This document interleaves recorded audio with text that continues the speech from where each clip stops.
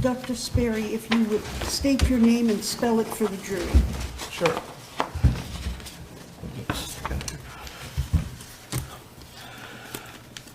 My name is Kris Lee Sperry. My first name is spelled with a K, and my last name is spelled S-P-E-R-R-Y. Dr. Sperry, what is your occupation? I'm a physician and what's called a pathologist, but more specifically what's called a forensic pathologist or a medical examiner. Tell us, if you would, where you have worked. Sure. I've worked for the Office of the Medical Investigator of the state of New Mexico, which is their term for the State Medical Examiner's Office. And that was between, when I finished my training, excuse me, between 1985 and the end of 1989.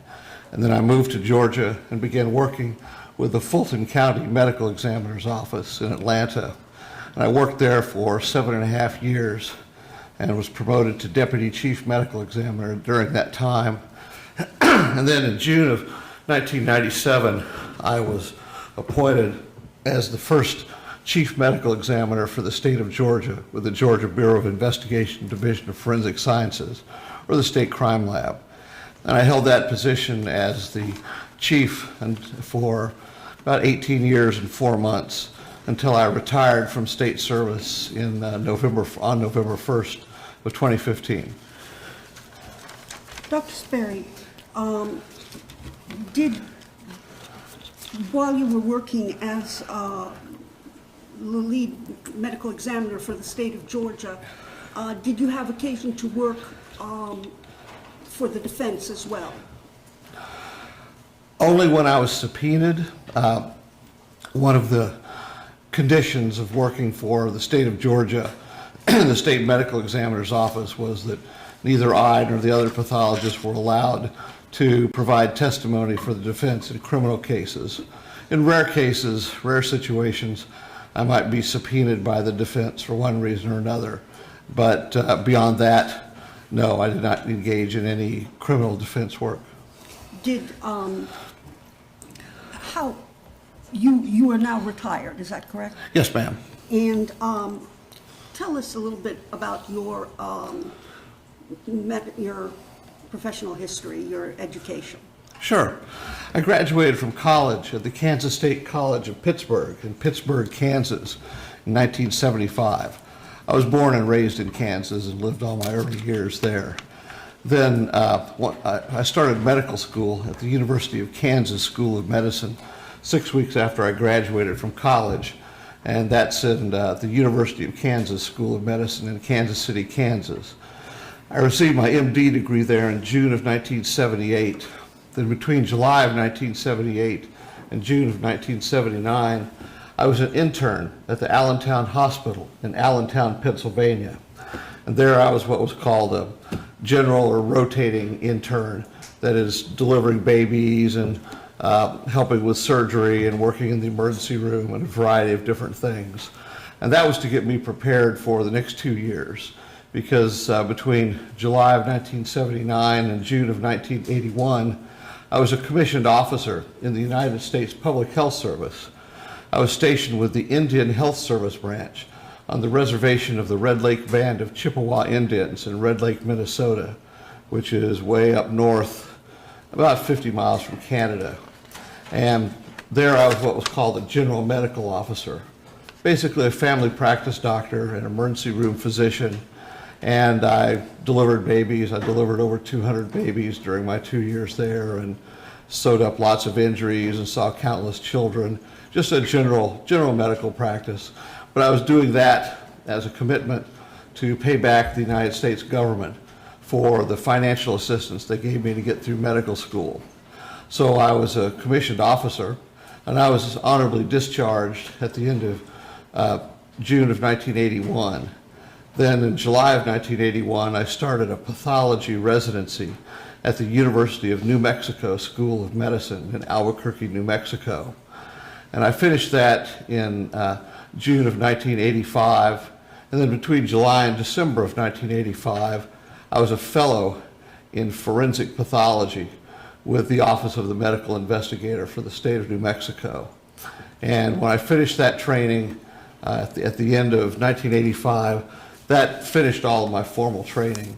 I am board certified by the American Board of Pathology in anatomic pathology, clinical pathology, and forensic pathology.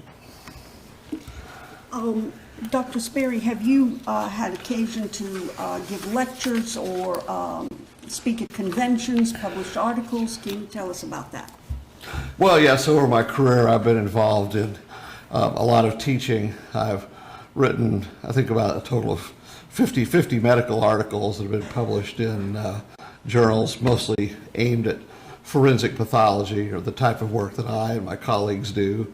I've given lectures for years to all sorts of different groups, law enforcement, prosecuting attorneys, defense attorneys, defects workers, anyone who deals with the analysis or investigation of injuries of all sorts of different types. I've had a specific interest in childhood injuries, and many of the lectures and seminars I've given have focused on childhood injuries and things that are suspected possibly to be evidence of abuse or neglect. So I've done that and continue to do a few, not too many since I retired, but I will be actually giving or participating in a seminar and giving lectures at a meeting in Las Vegas in October. So I still do a few.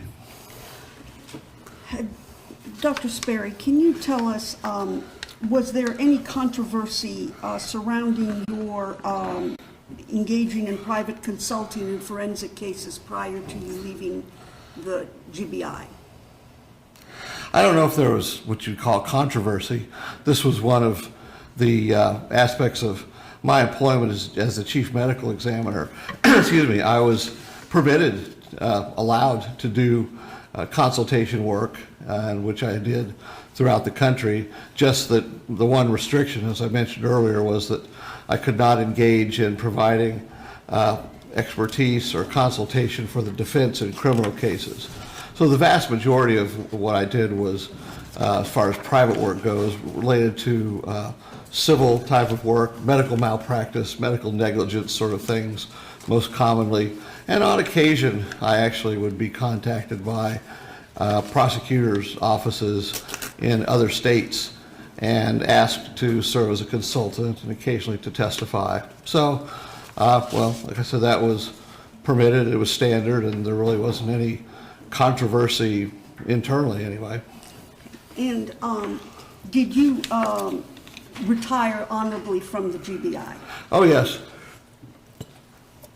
I chose, I made up the decision, I made the decision to retire in the early part of October of 2015, and I got a nice, very, very deal congratulating me and thanking me for all my years of service and wishing me well in my retirement.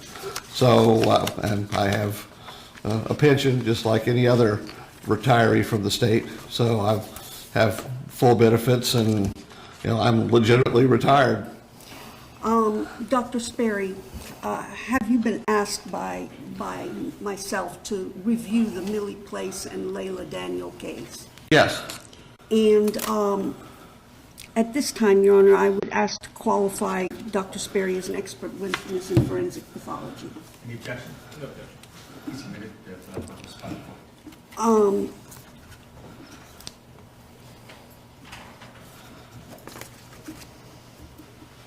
You've examined have you examined, what have you examined? Sure. Well, I've examined several hundred photographs of both children that were taken at various times after, well, specifically regarding Layla, in the emergency room or in the hospital where she was pronounced dead, and then photographs taken during the course of the autopsy. And with Millie, I've examined photographs that were taken during a physical examination that was conducted, I think, a few days later. I've examined photographs of the Rosenbaum's house, inside and outside, that were taken. I've examined, well, of course, the autopsy report, the various state crime lab reports dealing with different studies that were done, different forensic studies that were undertaken. I examined medical records for both of the children from a variety of different sources, pediatricians, DFACs, the Children's Hospital of Atlanta, some orthopedic records, so a variety of those. I've examined various DFACs records that were generated for both children over a period of time. I know I haven't seen all of the DFACs records that is relating to the very early, I would say early years of both children's lives, but at least things that were, as far as I can tell, more recent or more temporally or time related to when Layla died. Let's see, what else have I examined? Just like photographs, documents. I've examined some, I've been furnished some police or law enforcement investigative reports and also interviews that they conducted with a wide array of different people that were, possibly might have had a role or had some information. And then I actually myself went to the Rosenbaum's house and sat and talked with Mr. and Mrs. Rosenbaum and looked at the inside of the house myself. And then, at really my direction, I asked her to show me what happened on the day when all this occurred, so that I could really see for myself what the relationship, really what she did and what was going on as best as she could recall, and the relationship inside the dwelling, especially the kitchen area and the living room, I guess I would say, where all of this took place up until the time that the paramedics got there and took the child. Did you have occasion to look at the video of Jennifer Rosenbaum's statement? Yes, I did. And were you able to look at slides that Dr. Darisaw made? Can you tell us about that? Sure. Well, as part of the autopsy examination, excuse me, Dr. Darisaw, who conducted the autopsy, took tissue samples from many different parts of the child's body, not only internal organs, but also portions of skin from areas that looked to be injured, primarily the appearance of bruises or contusions, and she took little tiny pieces to look at under the microscope after processing. She also took portions of bone from the right tibia or the shin bone, where there had been history of a recent fracture in that location, and from the left ulna, which is the main bone here on the outside, or I should say, it's really the outside of your arm, where a fracture, a fracture was found after the child had passed away, and then X-rays disclosed evidence of a break in that bone, and then the right eighth rib also. In the back, there was a healing fracture, as it turned out, that also had not been ever detected prior to that time. Dr. Sperry, after reviewing all the documents, after viewing the video and looking at the slides under a microscope, did you come to a conclusion about how Layla Daniels sustained the injuries that she sustained? Yes. And what was that conclusion? Well, in my opinion, Layla Daniels sustained a multiplicity of injuries, both on the outside of her body, various bruises and scrapes in a lot of different places, but internally also there was evidence of injury involving the pancreas and the liver and the diaphragm and really kind of the upper central part of where your abdomen is in the lower chest. And after looking at all of that and looking at everything under the microscope, and then, of course, seeing her statement and then visiting her house, and actually what I've had her having her demonstrate to me, to show me what she did. That was my instruction. Just show me what happened. My conclusion was that all of these injuries were sustained during a very, very panicked, frenzied attempt to try to save Layla's life after she appears to have choked on some chicken that she had stuck in her throat. And that as Ms. Rosenbaum started, noticed this, noticed that Layla was choking, and then started trying to dislodge this, but without success, the amount, frenzied is probably the best word that I could use, that she was doing anything that she could to try to dislodge this chicken and save the girl's life, and along the way inadvertently caused injuries to Layla's body on the outside and on the inside because of her intense efforts at trying to save the child's life. Did you bring pictures with you? Yes. Thank you. These are at least the ones that... I'm going to show you. Let's start out by talking about the outward injuries, the exterior injuries.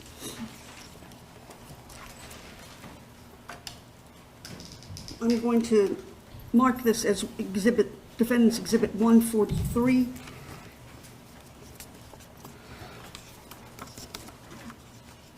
And ask you to Ms. Paul? Question. I take it this is going to take a while. Yes. Why don't we take a 15-minute break and then we'll come back?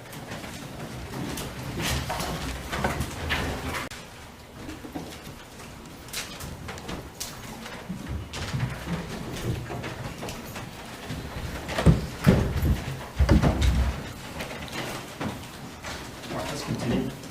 I'm going to show you what I've marked as Defense Exhibit 143 to 165 and have you look at these pictures to yourself and see if you can identify them generally for us.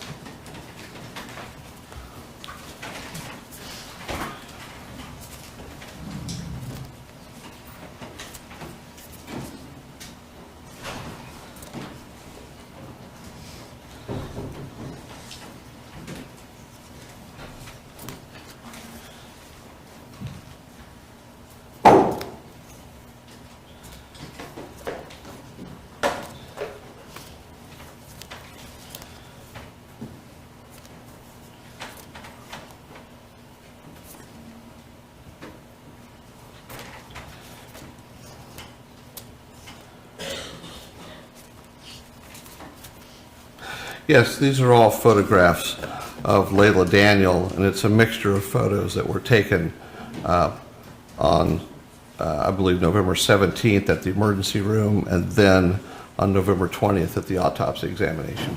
This time I will tender 143 to 165 into the record. Okay. All right, we're ready to 143 to 165.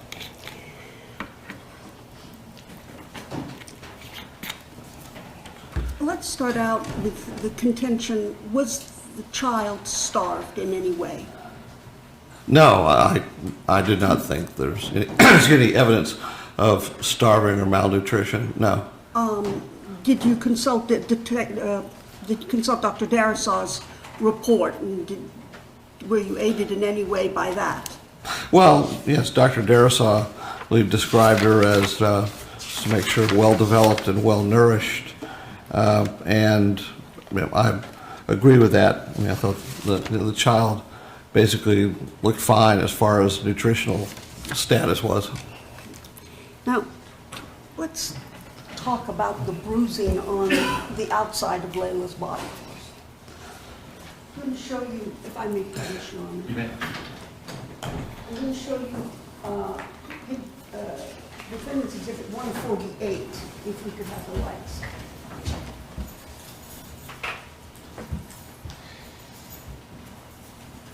What are we seeing here? Well, the scalp has been shaven, and there is distinct. Okay. Sorry about the jury. How is he doing? Let's have the jury step out, please. Give me a hand here. Hold on. I've got a bad back.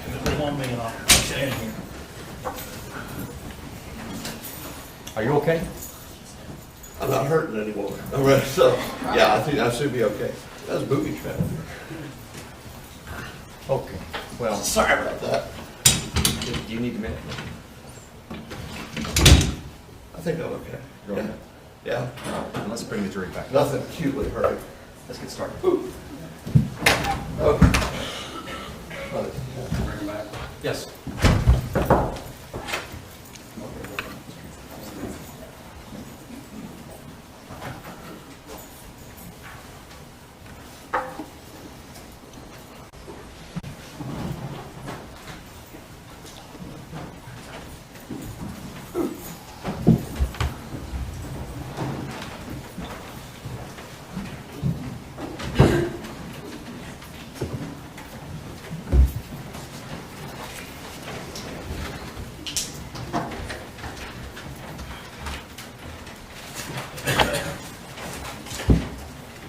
Okay, we're ready to proceed.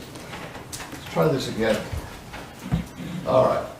This is, what number is this, ma'am? This is number 148. Okay. Number 148 is a photograph of Layla's head at the autopsy after the scalp has been shaven.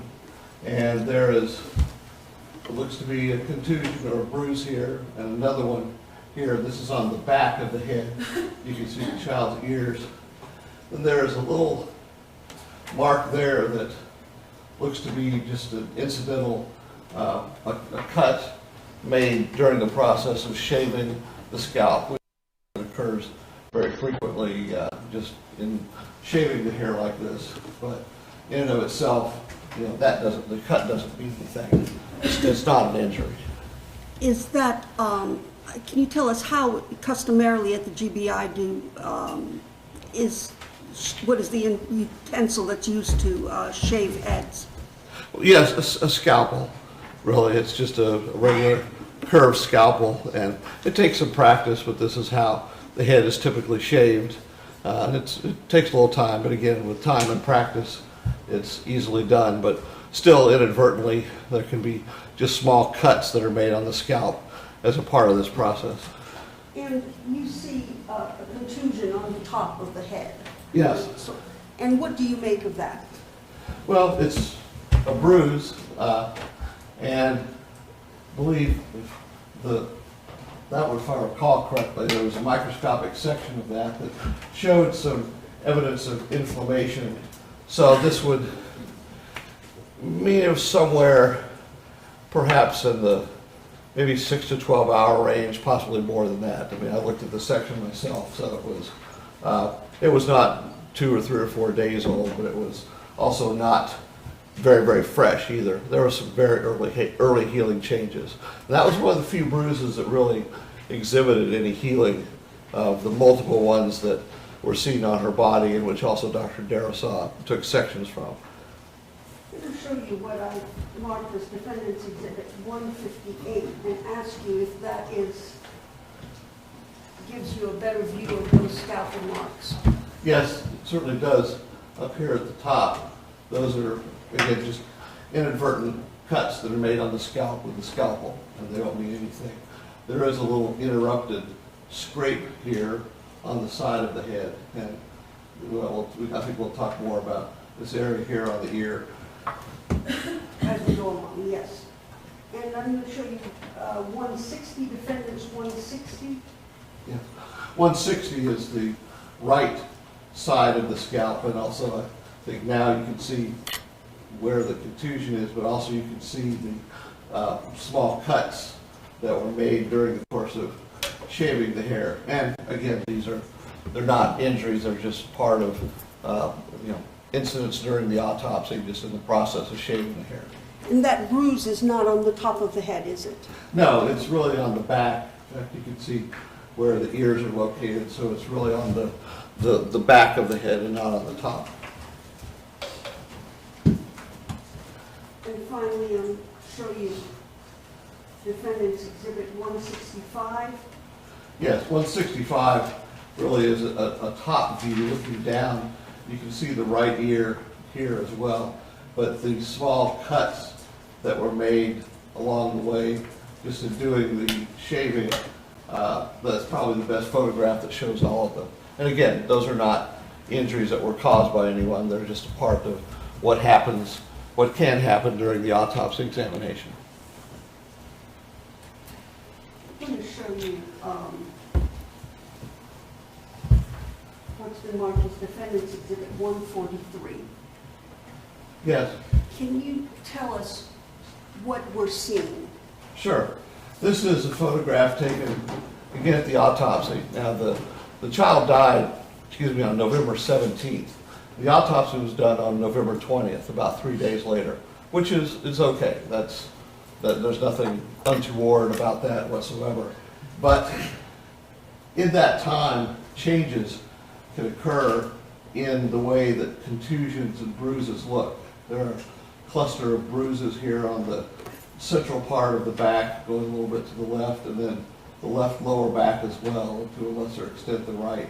But they have especially down here, it has a very uniform appearance, and it's known in forensic pathology that over the passage of time, that bruises can change in their appearance just because blood will seep to the surface. In fact, years ago, before I would say we all started doing very extensive dissections of the skin, such as Dr. Darasaw did, it was very typical to hold the body for 2, 3, even 4 days and look at it each day, because you could see changes in contusions that were not apparent before, or even bruises that you could not see initially that were, say, rising to the surface just from diffusion of the blood.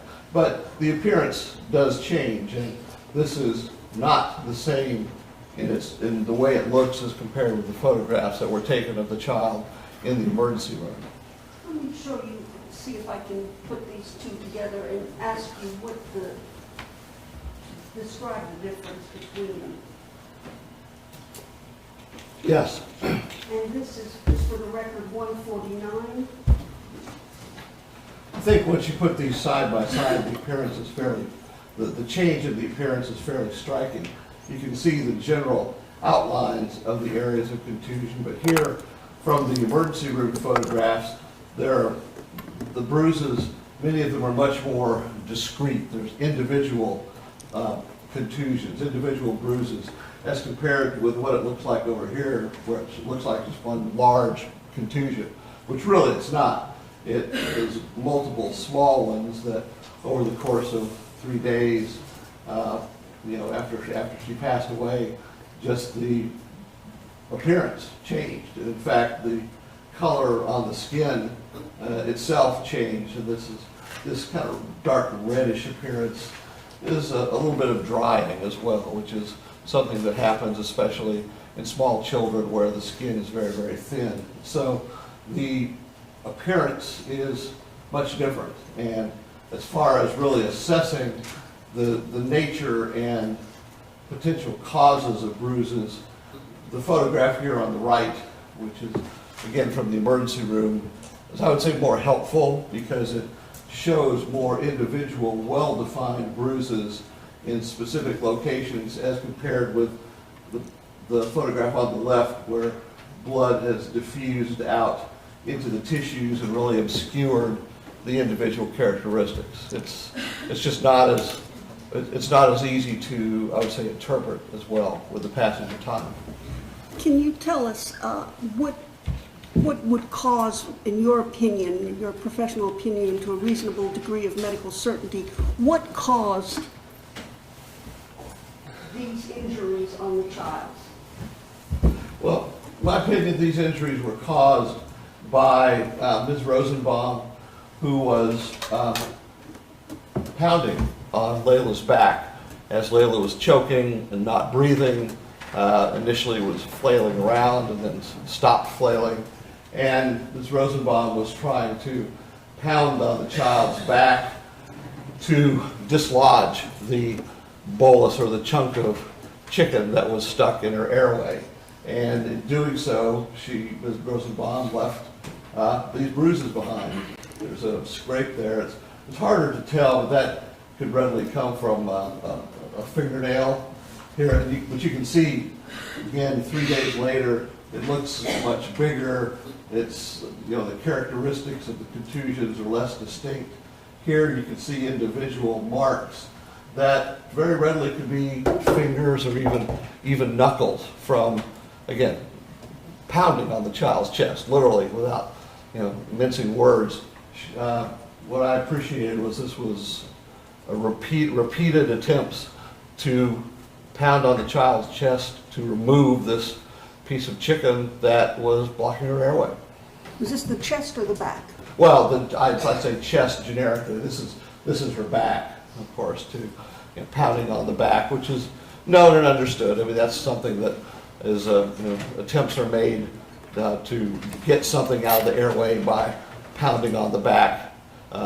Typically, if the child's upside down, just so it will drop out. But anyone, all of us in the room here have choked on something somewhere along the line, and someone will come and kind of pound on your back to try to get it loose so that you stop choking and start breathing again.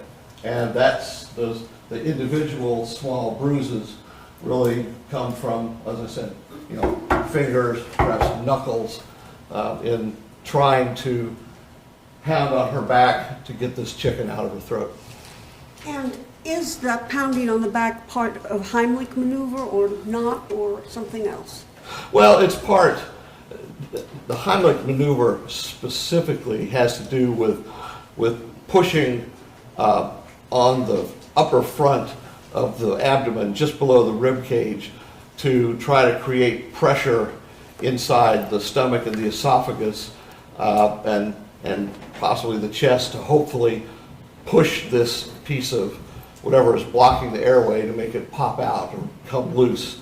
But one of the initial things to do if you think someone is choking on a piece of food, and you can tell that because they stop talking and they're not making noises and start flailing around in a panic, is to pound on the back initially to see if that alone will dislodge the food, the piece of stuff that is blocking the airway.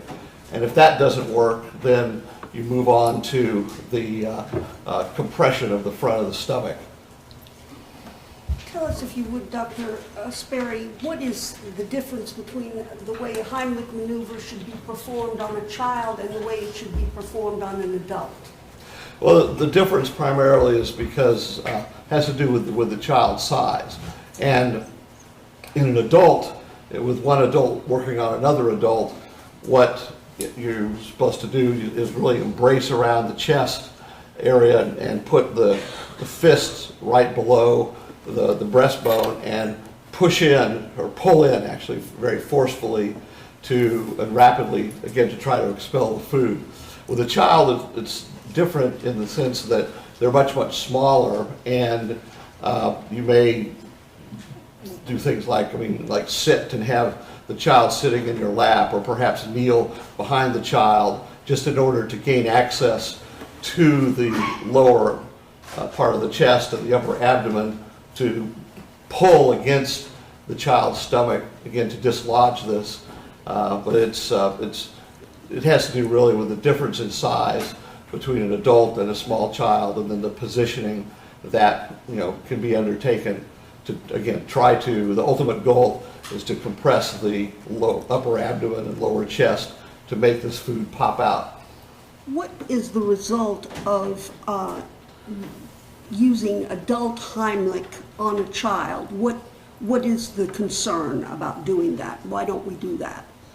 Well, the concern is that children are much smaller. They're much more delicate. You have a lot of organs, come in a small place, small area inside of the abdomen and the chest, and you can't use as much force. With an adult, everything is bigger. More force is necessary really to expel the food. But if that amount of force is transferred into a small child, the potential for injuries to be caused on the inside of the child's body is very real.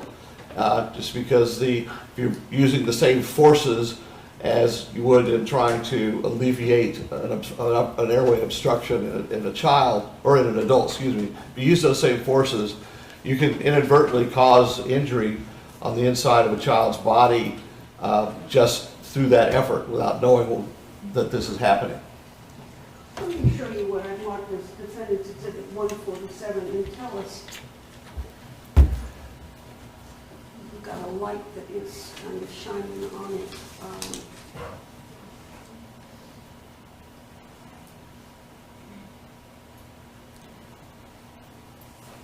Tell us what we're looking at here and what it means to you, Bill. Well, we're looking at the lower back area. There's, excuse me, some small little scrapes with a larger scrape, and then scattered contusions, bruises scattered around here. And you can make out individual detail in the bruises here. It's not just one unbroken bruise. It's a lot of little ones that are beside each other, sometimes arrayed in kind of lines or little groups, and individual small bruises. I mean, that's the nature of what the injuries are that we're seeing, is a number of small little bruises that are clustered together. And this is, when you see small bruises or see this kind of clustering, the thought again is fingers, is knuckles, is individual parts of a hand that would cause impact injuries, impact bruises to the skin, and the little scrapes. It's hard to tell just from this alone. This could come from if the child is laying on something while CPR is being performed and something is scraping the back. Potentially, especially with little small abrasions like this, these could well be fingernail marks as well. Again, that's as part of pounding or striking the child's back, once again to dislodge the food that's blocking the airway. Dr. Sperry, does it concern you any that the bruises are this low on the body? What does that mean? What it means to me really is resuscitative maneuvers being performed by someone, a layperson who has no training at all on exactly what to do and how to do it, coupled with panic, with a situation where no matter what is being tried, the child still can't breathe, and the blockage is still there. And as this becomes chaotic, even in medical situations where there's trained individuals involved, if the desired outcome, that is getting the person resuscitated, is not happening, then sometimes, I mean, literally chaos ensues. It can be sort of controlled chaos, but everyone is trying to do the best they can to get the person resuscitated. And injuries happen just because of the level of intensity. So if you take someone who has no medical training whatsoever, who is faced with the situation of a child suddenly choking on a piece of food, then the goal is to try to get that out so the child will breathe, and nothing is working.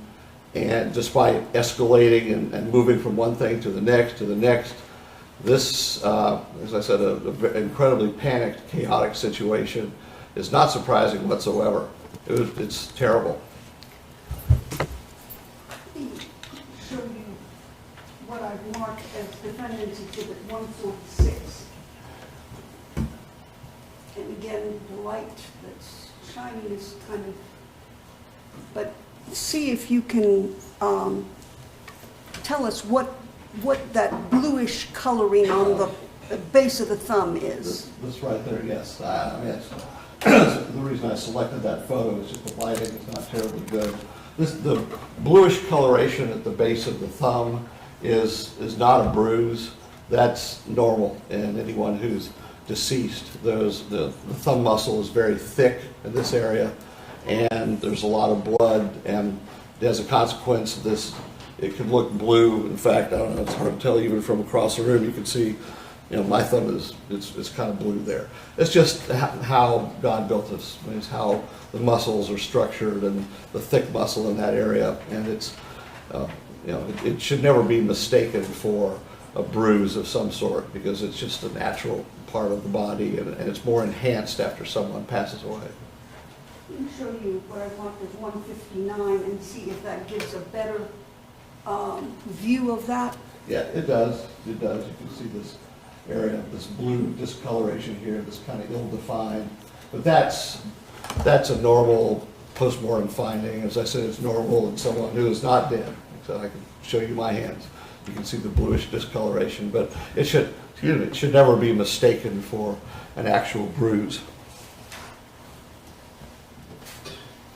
I want to ask you, Dr. Sperry, looking at Defendant's Exhibit 161, what could have caused these bruises on the legs of Layla? Okay.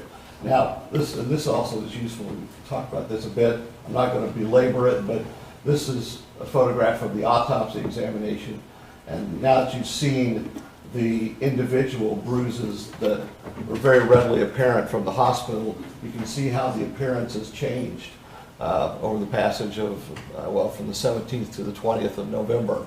And this is, again, just what happens after someone has died. This is an artifact, we call it. It's something that is, the changes are created just by the fact that the child is deceased and the blood spreads out a little bit more. Now, with that, looking at these bruises, individual bruises down here on the thighs, part of what Ms. Rosenbaum describes in the way that she was trying to hold the child in order to do the Heimlich maneuver as best as she understood.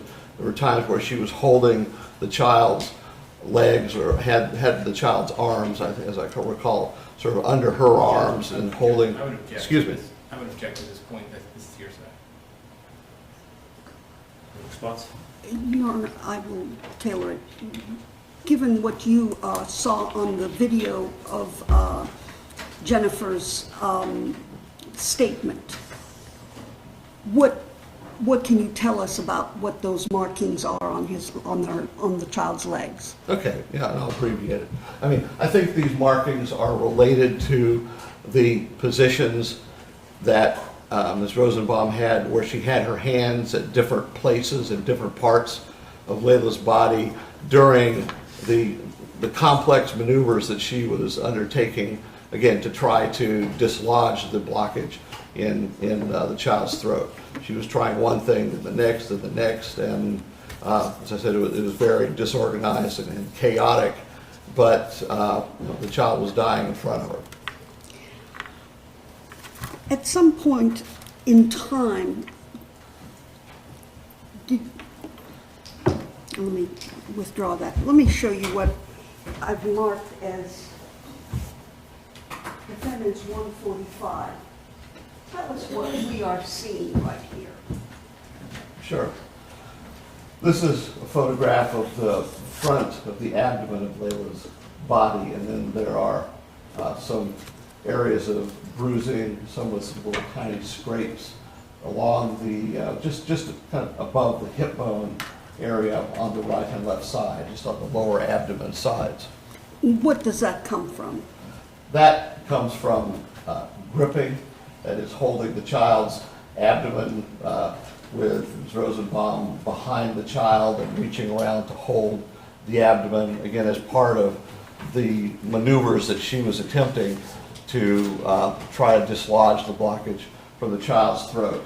And in fact, there are better pictures, but there's somewhat of a linear character with some little scrapes that probably appear to come from fingers and some little scrapes from just fingernails, holding on to the child, again, trying one thing after another to alleviate, to remove this blockage, and not having success, and again, the panic and the chaos just intensified. Let me show you 156, Defendant's 156, and see if that gives you a better view of what you're talking about. Well, it really does. This is the left abdomen, the pelvis is kind of right around in here, and you can see from the previous photo where the heart monitor pad was. And here's these two linear bruises with some little tiny punctate scrapes or pinpoint scrapes, and this looks like finger marks with maybe some fingernails. As I recall, that actually was described by the first responders, these particular injuries, as looking like finger marks on the child's sides of the abdomen.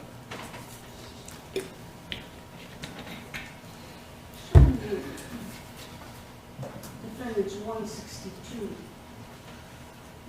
What are we looking at here? Well, we're looking at, I mean, a similar view to what we saw before, the markings on the right, well, her left and her right side of the abdomen, just above the pelvis on the sides. And again, I think this goes along with what Ms. Rosenbaum was trying to do, holding the child, again, while trying everything that she thought she could do in order to compress the abdomen, to stabilize the child while she's trying to get the blockage out of the child's throat. Stop here for a minute and talk about bruising, Dr. Sperry. And you have different, can you tell us a little bit about bruising? Can you tell bruising color, date by color? Okay. Well, it is not possible, and that's a big word in forensic pathology, it is not possible to accurately tell the age of a bruise by looking at its color alone. And we will experience people, including myself, will be wrong far more than we're right as far as looking at a bruise or a contusion and trying to determine how old it is. There are a couple of things that seem to be fairly standard. Somewhere around maybe the 12th to 14th day, maybe, there's oftentimes a yellowish halo around a healing bruise. That seems to be a fairly reliable marker of sort of time frames. But unfortunately, with the naked eye, you cannot look at bruises. I mean, the best people that I know of cannot look at a bruise and tell you how old it is, or really tell which ones are necessarily older or younger than others. There's so many factors involved. The skin color of an individual, whether a child or adult, whether they're very light-skinned or African-American or somewhere in between. And a bruise really is bleeding in the skin and the tissues beneath the skin. So the amount of bleeding is incredibly variable. I mean, not every bruise is the same as every other bruise. There's so many factors involved that you just can't really tell. And certainly you cannot reliably tell by looking with the naked eye. What must you do in order to age an injury that has bruised up? In someone who's living, it's very, very difficult. Sometimes photographing bruises over the course of days just to see how they mature and at what point maybe the yellow coloration starts to show. Again, gives an idea, but you can see that it's very vague. And it's not uniform, I guess is the way to put it. It's not scientifically reliable. Now, something that we as forensic pathologists have the ability to do with someone who is deceased is we'll take little tiny pieces of bruises and look at them under the microscope. And by doing that, we'll see the degree of healing, the body's response to bruises, and how long perhaps this healing has been going on. But again, with the understanding that still is very, very imprecise. It is not precise at all. For instance, a fresh bruise, or say a bruise that under the microscope has evidence of some bleeding, but no other healing changes, I can't tell you whether that bruise is 5 minutes old or 5 hours old. It usually takes at least about 6 hours or so of life, of survival, for the healing changes to begin to be seen in a bruise under the microscope. And then things progress, but still being able to narrow it down to a specific day or a specific hour is really just impossible. So that's microscopically, we could do better than with the naked eye, but there's still some fairly severe limitations. And with regards to microscopic examinations, were you able to determine anything about the age of any of these injuries? Yes. What did you determine about the body? Well, the vast majority of the bruises that were on the Layla's body surface that Dr. Darrow sampled were recent in the sense that there was bleeding, but no evidence of any, we call it a cellular reaction, no inflammation. In other words, no evidence that the bruise had been there long enough for the body to start the healing process. So these could be anywhere from minutes to maybe 5-6 hours potentially, anywhere in there. There were very few bruises that had some early healing changes with some inflammation that was going on that would, from what I saw looking at the tissue slides, put them up in the maybe 6 to 12 hour range, possibly longer. Again, you can understand it, this still is not precise. And since everyone is different, we can identify different stages, but as far as definitively saying that a bruise is 11 hours and 13 minutes old is just impossible to do. Looking at Defendant's Exhibit 157, what are we looking at here? Oh, that is, I think, well, that's the lower, yes, I think the lower right abdomen. I think, yes, there's an abrasion here. This is just above the pelvis, and then here's some.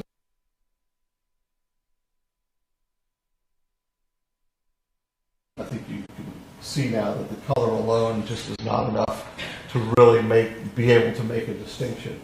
And they generally look like finger marks to me. I want to ask you about this mark, and it's hard to see this white band below the belly button. Yes. What is that? Well, frankly, it looks like just a pressure mark to me. That, in other words, there's something that was putting pressure against the child's abdomen at some point after or around death, or even after death. So the blood is not within the central area, but is around the periphery. Now, I know it's been described, I've looked at all the photographs, I've looked at them repeatedly. There's descriptions that this seems to be a scar. It doesn't look like a scar to me, and I've seen an awful lot of scars.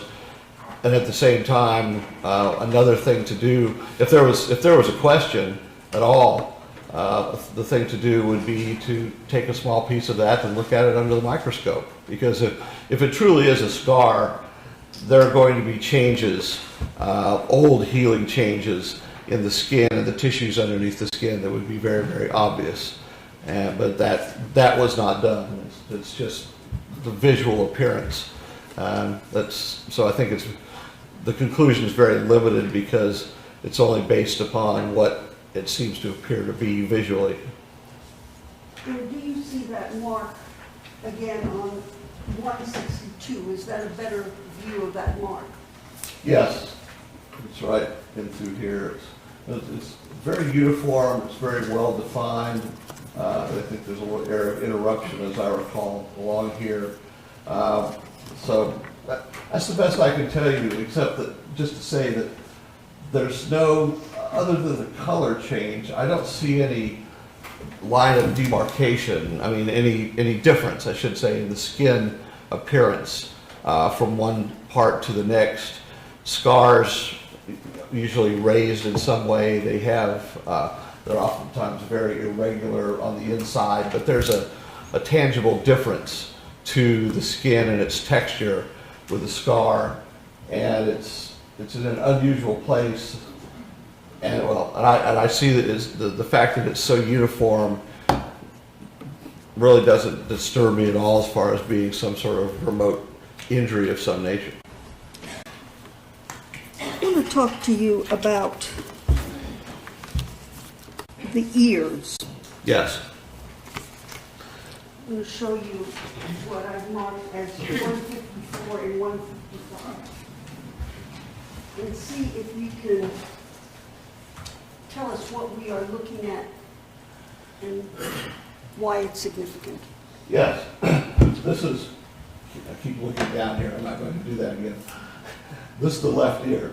And you can see these little lesions here that are red, but they're irregular and have some crustiness to them. It looks like the hair has been pulled away. Here, the hair is actually stuck to parts of these lesions and interrupted. This is what impetigo looks like. Impetigo is a superficial skin infection caused by the staph bacteria. It's very common in children, and it can be spread from one child to the next, and they can spread it on their own body. But the crustiness with the hair sort of stuck in here, that's very typical for what impetigo looks like, especially in a child like this who has longer hair and who scratches the area, and the hair, it weeps and the hair gets stuck to it. So that's pretty typical for impetigo. That's not an injury of some sort. Let me show you what I've marked as 151, and do we see any more impetigo here? Yes. One of the hallmarks of impetigo, as I mentioned, is that children will scratch these areas and then they'll pick their nose or put their hands on their face and spread the bacteria of other places. And these little lesions right here on the nose, that's where children will spread the impetigo to. They pick their nose, they spread the infection there, and then you see these little red marks as a consequence.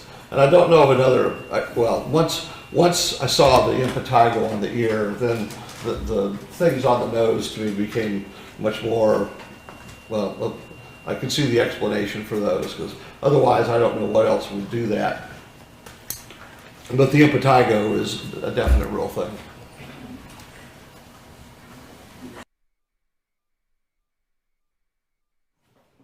Well, this is the top of the left ear, the pinna, and you can see these lesions. But the hair, of course, has been shaved, and all this hair has been cleaned, is washed, and the crusts on the surface have been washed off. Oddly, it could be a burn. That's what it looks like after it's been altered and changed like this. It's very unusual because, like I said, it's been cleaned, and you can see some little edges of skin along the edge, and there's a certain amount of drying as well. This reddish yellow appearance is drying. So without seeing what it looked like from the emergency room and the hair crusted to it, this could be certainly mistaken for something else. Okay. And when you say the crusting was washed off, can you explain to us what you're talking about? Well, sure. Here you can see the hair on the child. This is from the emergency room. The hair is kind of stuck to these little areas, and there's some yellow crustiness that's just fluid that the inflamed area just leaks out. But this is very typical of impetigo, these reddened areas with crusts on the surface, because it's a bacterial infection of the skin that's easily treated with antibiotics, but it very typically will appear up in the ears, on the face. Sometimes it can be across the face on a young child, but the crusts just come from the tissue fluid that is leaking out of the lesions themselves, and then everything like here where there's hair, it just gets stuck to it. I want to show you what I have marked as Defendant's Exhibit 152 and 153.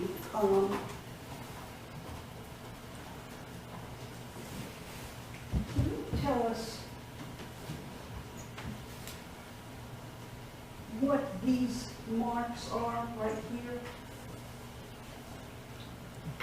Well, in the location here, just below the buttock, they look like finger grabs, finger marks to me, where the hand has been placed and perhaps shifted a little bit, but where the ends of the fingers have been, there and caused these superficial injuries. And And with regard to that white band that we saw earlier, that we talked about earlier, Yes. when you say it's a pressure point, from what exactly would it be a pressure point from?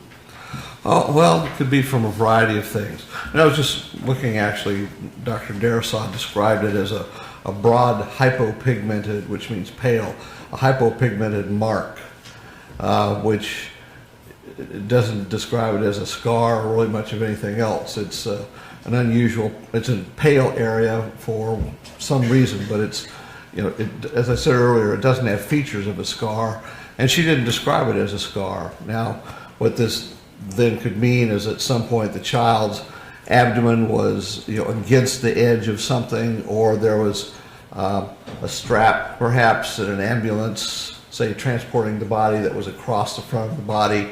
It can be from a variety of different possibilities, but the whole point really being that it's not a scar and it's not an acute or a fresh injury that would be caused by something else.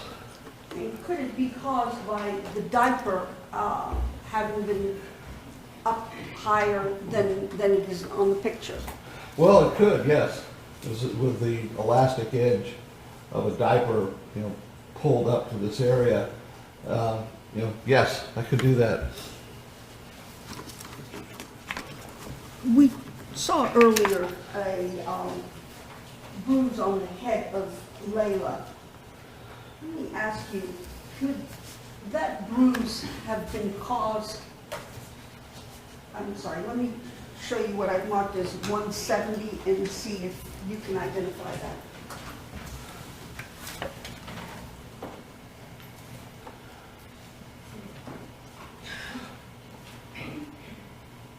Yes, I think this is like a bed area. It looks like, yeah, I think those are, the perspective is kind of odd, but it's like, yeah, there it is. It's a bed and a headboard, kind of inside of a bunk cubby hole sort of thing. Do you recognize that as being in the house that Jennifer and Joseph occupied? Yes, I remember seeing that photograph as part of the interior photos of the house.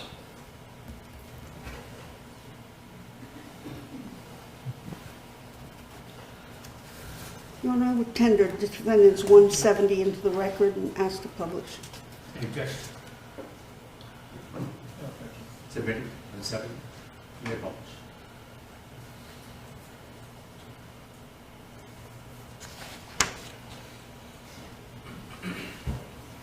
If a child is jumping up and down and hitting her head against the top of the upper bunk, would you expect to see bruising on that child's head if it was done repeatedly?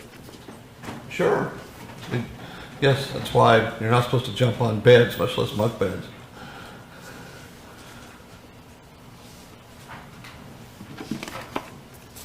Let's talk about the internal injuries on Layla.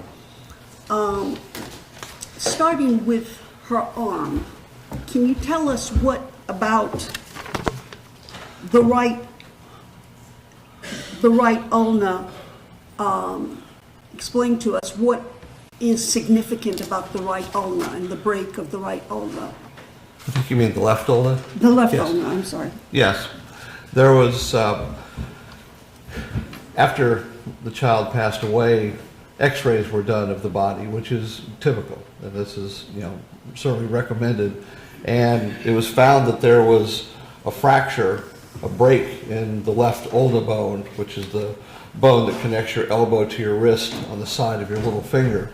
And there were, from the x-ray alone, there was evidence that there had been some type of healing, overgrowth of bone, making a lump, we call it callus. But on the x-ray, the fracture line, or the line between the ends of the fractured bone, could still be seen, you know, on the x-ray alone. So then when at the, and again, it's very easy to see that there is the space in between the fractured ends still remains. So all that can really be told from the x-ray itself is that there is a fracture, there is some evidence of some degree of healing. I mean, it's not something that happens just within days, even a couple of weeks, because the changes would be difficult, but that the fracture line, that is that space between the ends of the bone, could still be seen on the x-ray. And at least that's about the limits of what you can see on the x-ray itself. And what is that called? Well, it's a fracture. There's evidence of healing, but more specifically, portions of this fracture were processed and little glass slides made as part, part of all of the different tissue slides that were examined. And microscopically, that is, looking at these slides under the microscope, the changes that are going on in this fracture are very different from what would be expected and anticipated normally in a healing fracture. There is evidence that this fracture has not healed. It's been there for a very long period of time, and possibly months perhaps. There's no way really to know. It's not 3 or 4 weeks old. It's much older than this, and it's just not healed. The healing process has not progressed. In fact, it sort of had halted. And the ends of the fractured bone, different cells, cartilage cells, things are growing that are evidence that this fracture is just not healing the way that it's supposed to heal. And as a consequence, it can be used, non-union, meaning a fracture that does not heal over a long period of time, usually months, or just simply poor healing, improper healing. And that's usually, although it's rare in children, but still, if a fracture happens, especially in a long bone, and the bone is not put in a cast to immobilize the fractured ends, then they continue to move just a little bit, but enough such that the normal healing process can't progress and form all of the structures that need to be formed to finally put the pieces of bone back together. And that's what is actually present in the microscopic sections of this ulnar fracture, that this fracture is not healing properly and has been there for a long time. And can you put a date on how long time? Are we talking about 2-3 weeks, or are we talking about 2-3 months? Well, it's definitely older. I should say at about 3 to 4 weeks or so, the ends of the fractured bone should be pretty well stuck together, and the line, that is the line that shows the break, it should be gone.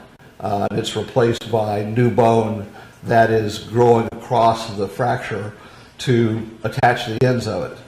But here, the fracture, the ends are wide open, and again, as I said a couple of times, the normal healing process is not progressed the way it's supposed to heal. And so this is, and also the last thing is that by about, somewhere around 3 to 4 weeks approximately, any dead bone that is in this fractured region really should be cleaned out. The body's systems that heal everything will clean out the dead bone. And there's a lot of fragments of dead bone that are still within the inside of the ulnar fracture on Layla's arm.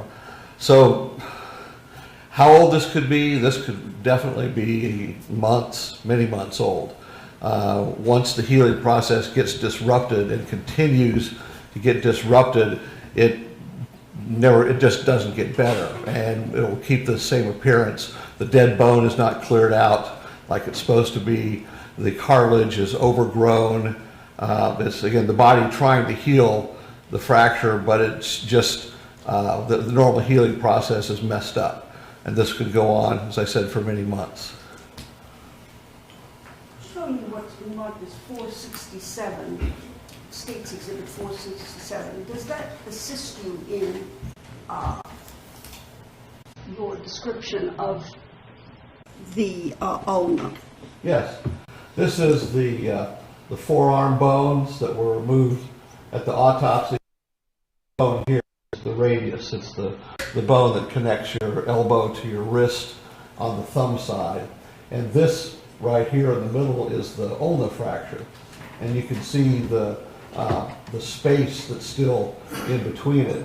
In fact, it looks like maybe the bone is being twisted just a little bit to how large this space is. And on the inside, there's lumpiness, which is just the tissues that are trying to heal this fracture. But, and the last thing is on the outside, there is overgrowth of bone on the outside of this fracture, but it's not extending onto the inside. So the surface of the bone is reacting, but the inside of the bone is just not healing properly. And this is the appearance to the naked eye, at least of what this fracture looked like. But without looking at it under the microscope, you really can't tell, give any more definite information about what's going on, whether it's healing properly or not, and then how old, if even that can be done. You looked at it under the microscope. Did Yes. you not? And what did you find when you looked at it under the microscope? Well, I found that there was, as I mentioned several times, overgrowth of big islands of cartilage, which should not be growing in this way. It's a marker of poor healing. The bone is trying to heal itself, but it's just not working correctly because the ends of the fracture are not really being held immobile as they should. And there was, and as I said, the fracture line was still wide open with no bridging, nothing connecting the two ends of the bone. And those are all features of abnormal and significantly delayed healing. And do you call this a non-union injury? Well, a non-union really means that the bone is not uniting in the way it's supposed to, and so the fracture is never uniting, it's never healing properly. I mean, a different way to look at it or call it is just evidence of inadequate or poor healing that is delaying the healing process. And once this kicks in, once there is a delay because the bone is not healing properly, again, this appearance can persist for many months, sometimes even longer than that. And sometimes it's necessary, if it's detected somewhere along the line, then surgery may have to be done to actually put a plate in and immobilize everything, and even clean out and remove the the abnormal, improper healing tissues, just to allow the whole process to start and go the way it should. Would you expect that a layperson should be able to know whether or not the arm was fractured by sight alone? Oh, by sight alone? No. I mean, initially, in the first few days, the arm, it would be swollen and tender, and the child would not want to use her arm, and it'd be sore to touch. But over the course of a few days, that feeling, I mean, that generally goes away. And if the bone is not healing properly, as this bone was not healing properly, pretty much they don't cause any problems. The only problems that occur is like in long bones in the leg where the child is weight bearing, walking, running, things like that. But otherwise, you can't see anything from the outside, and I wouldn't expect the child really to complain of much because the initial painful phase is well over. Would you be surprised if an orthopedist were palpating and did not find the breach before the death? No, that wouldn't surprise me a bit, given the nature of what this is. This is an old fracture that's not healing properly, and it would be difficult to feel with any reliability if someone were palpating or feeling the bone like this. I think it'd be rather challenging, frankly. Doctor, moving on to the 8th rib of Layla. Yes. Can you tell us a little bit about that 8th rib and how significant it is to you? Well, the right 8th rib was found, again, during the course of the autopsy, it was never suspected before this, but the right eighth rib in the back was found to have a healing fracture. And now that particular fracture under the microscope appeared to be healing properly, and the normal phases of healing were present, and there wasn't anything abnormal such as in the ulna. I would estimate that this fracture was probably somewhere about maybe 3 to 4 weeks old. Most of the fracture line was gone, and there was just the new bone replacement was appropriately taking place. Now, what that means, well, first of all, 3 to 4 weeks is the best approximation that I think I could give, and probably anyone else could give. It's not possible to look at a healing fracture either with the naked eye or under the microscope and say this is exactly 21 days old or 18 days old. That's impossible to do because, again, everyone is different, and the healing phases, things are so gradual that the difference between one day and the next can be very, very subtle. Eventually, the fracture heals, but before that time, all you can do is give broad estimates. Now, the location of the fracture that is in the back, the right eighth rib on the posterior or the back of the chest, I mean, for me as a forensic pathologist, it's concerning in a 2-year-old child just because fractures in this location in a young child are suspicious for inflicted injury, that someone else, hurt the child in some way to cause this fracture, because it's a very unusual location for an accidental rib fracture, and is also much more commonly seen in when inflicted injury has occurred. But the limitation is obviously one of not being able to tell exactly how old it is, and only giving a time frame, giving a time range, and that's about it. And without information, if it even exists, that says when a child, say, was under the specific custody of one person versus another, it's essentially impossible to narrow it down to say one person or perhaps even several persons. You just don't know. And again, the uncertainty of, say, it's 3 to 4 weeks old. Well, does that mean it's 21 days or 28 or 26? You see, that just makes it very, very difficult. Is it concerning to me as a pathologist, as a forensic pathologist? Yes, but those are the limits that I would have. Doctor, I want to talk about some of the testing that was done in this case. You said you reviewed crime lab reports. Yes. Do you recall reviewing a report on amylase testing? Yes. Can you tell the jury what that is? Sure. Amylase is a digestive enzyme that there's different kinds that are found in the body. The most common locations are from saliva, and amylase breaks down carbohydrates like potatoes, for instance. And it's the saliva has one type, and also the pancreas secretes another type to help with the digestive process after food has gone through the stomach and into the intestine.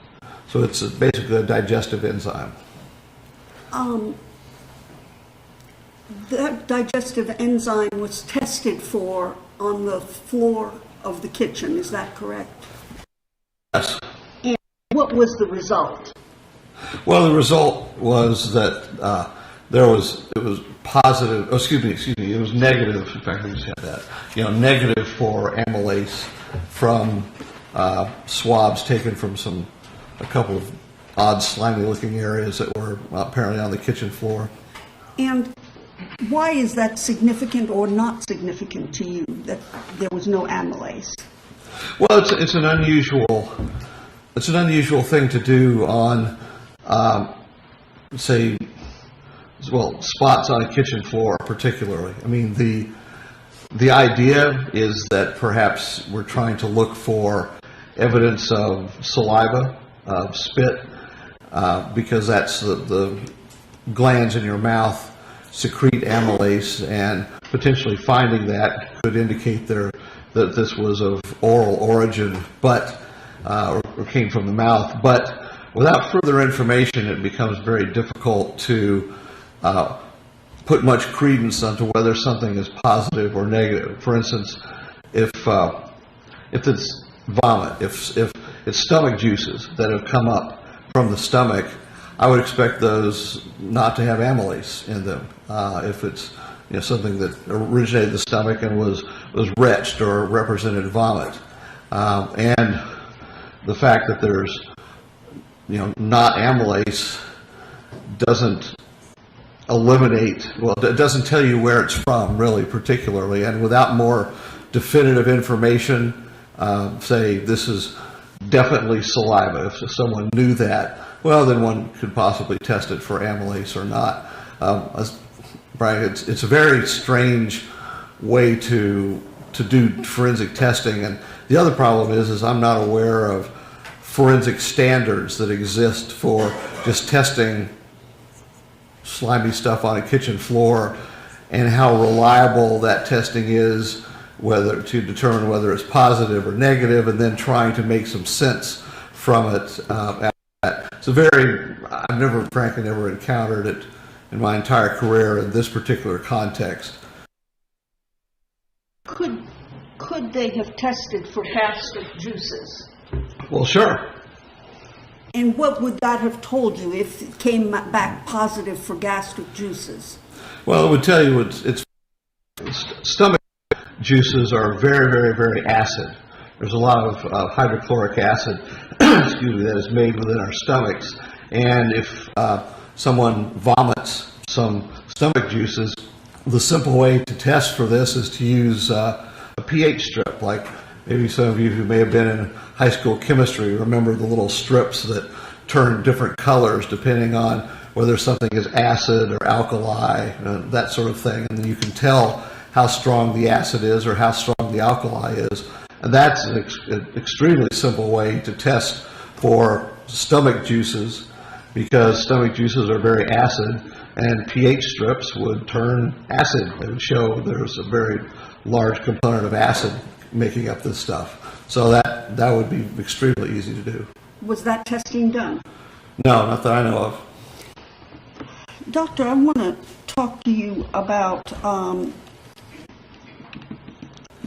patterned injuries. What are patterned injuries? Well, patterned injuries are injuries that are typically we see on the skin that have a structure to them that reflects the structure or the makeup of what maybe had struck the skin. So there could be like a rope with a weave pattern that if the rope strikes the skin, then there is an impression, a weave pattern that's impressed on the skin and gives a particular contour and shape to the bruises or the scrapes that are left behind. So that's basically what patterned injuries. Patterned injuries are caused by something that has an identifiable structure that when it strikes the skin leaves an impression that you can then identify where it came from. Sometimes they're incredibly specific. Did you see any patterned injuries on Layla's body? Well, I didn't. I did not see anything that I would myself characterize as being clearly a pattern type of injury. Did Dr. Darasoff see any patterned injuries in her autopsy? No, I don't recall that she did either. Did you see any marks that looked like belt marks to you? No, I did not to such an extent that I could look at them and reliably conclude that they were marks caused by a belt. Now, talking about the internal injuries, the transection of the pancreas and the splitting of the liver, can you tell us what, to reasonable medical certainty, you believe caused that? Sure. Well, the liver, I'm watching myself here, is located mostly to the right, on the right side of your body, just underneath the rib cage, but it extends a little bit to the left as well. So there's part of the liver that's right in the middle, just below your breastbone.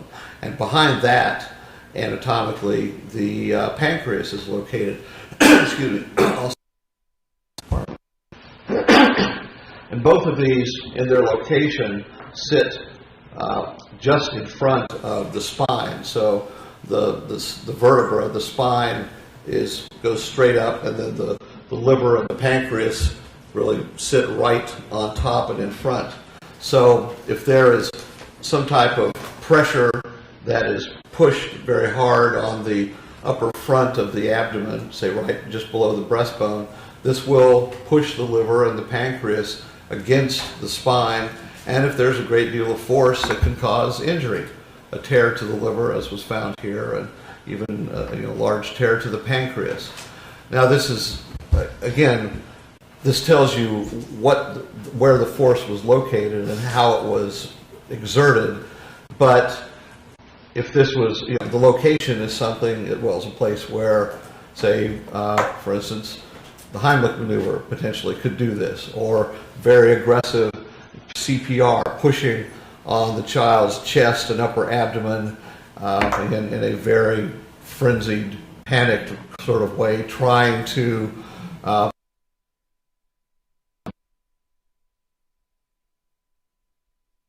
necessary to try to save the child's life, and in untrained hands especially, with this just incredible, again, frenzy is about the best way I can look at it, just, fear and emotional panic going on.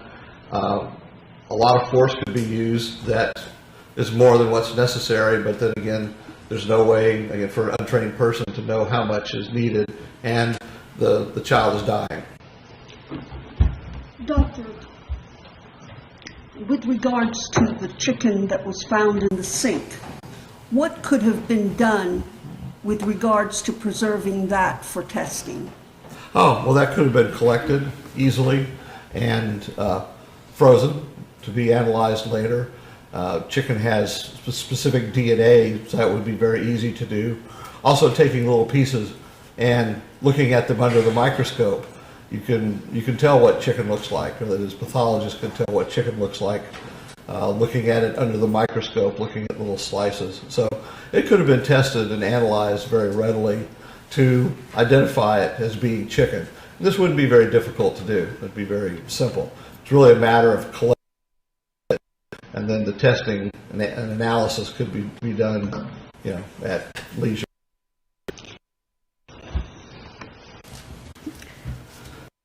The injuries that you saw in this case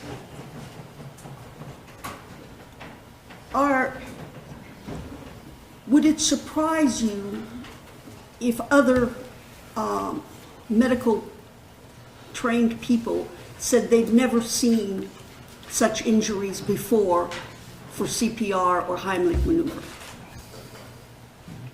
It wouldn't surprise me in the sense that this is everything that we see in Layla, virtually everything, with a couple of exceptions of little bruises, everything is recent. I mean, it happened very, very quickly.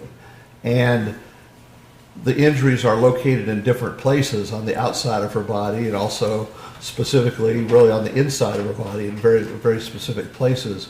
But in the context of sort of, I don't know, how would you say, a routine CPR or resuscitative maneuvers carried out by trained people, then injuries can occur, but they're not common, not usual, but they still can occur even in the best of hands.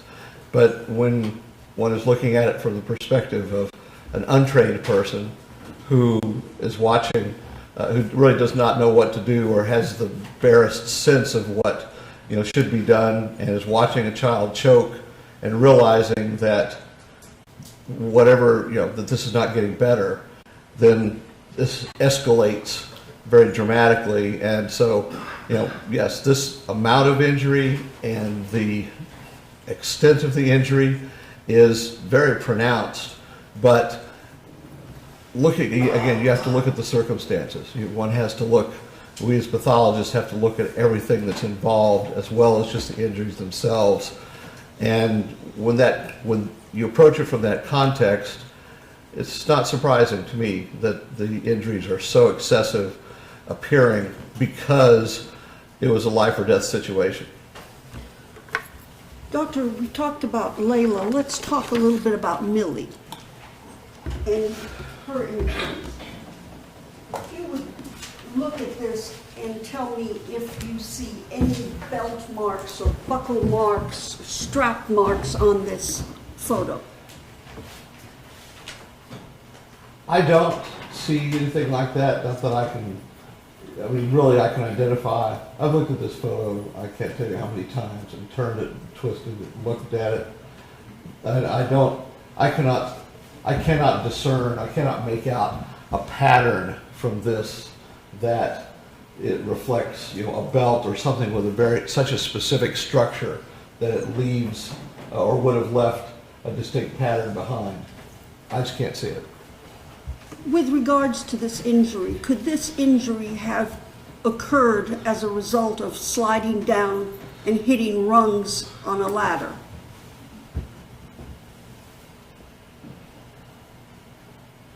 Yes, I mean, yes, it can. There's not a way, again, to know exactly how old it is. That's impossible, but it's, that's what alternative sorts of, explanations of different sorts have to be looked at, and I think that's reasonable. I don't see have a problem with that, really. Why is it impossible to on these bruises? Well, obviously, Millie is alive. So, as I told you earlier, looking at injuries like this, it is not possible to look at these injuries and tell how old they are, whether it's minutes, hours, even a few days, because we can't do biopsies. We can't look at pieces under the microscope because this is from a living child.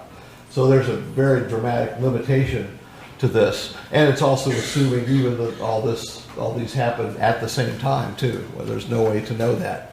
That's the fundamental problem. I mean, scientifically, you cannot look. There's no professional who can look at an injury and tell you. They can guess or whatever, but it's the difference between scientifically and reliably being able to make a statement and giving an opinion that may or may not be accurate, and that's a limitation. There is no medical literature that exists whereof tells a physician or a nurse that by using whatever criteria that exist, you could look at a bruise, look at an injury, and tell how old it is. There is nothing that tells us that. Everything that exists is just it. We can't because of those limitations, and that's reality.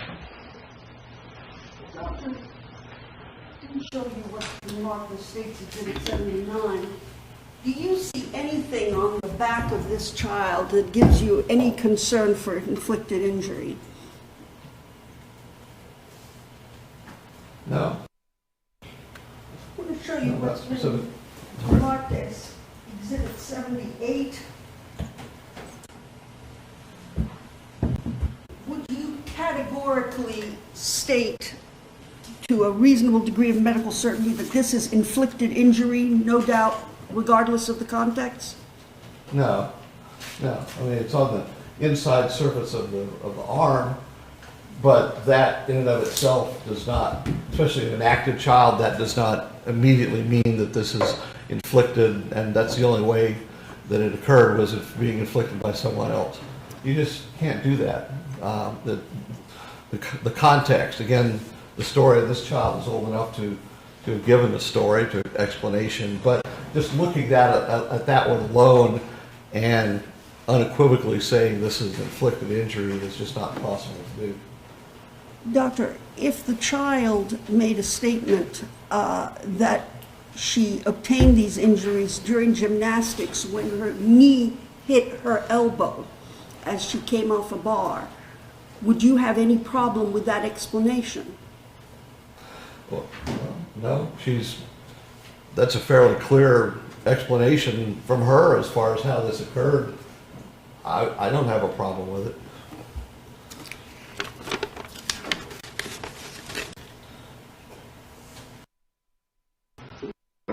I just want to talk a little bit about why is this a GBI case? Why is it not a Henry County case? Oh, sure. Well, I can tell you, up until about 2008, all of the autopsy examinations that were done upon deaths that occurred here in Henry County were done through the DeKalb Medical Examiner's Office with a contract that The relevance of it is, I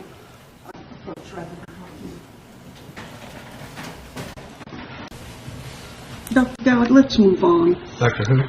I'm sorry, Dr. Sperry, let's move on.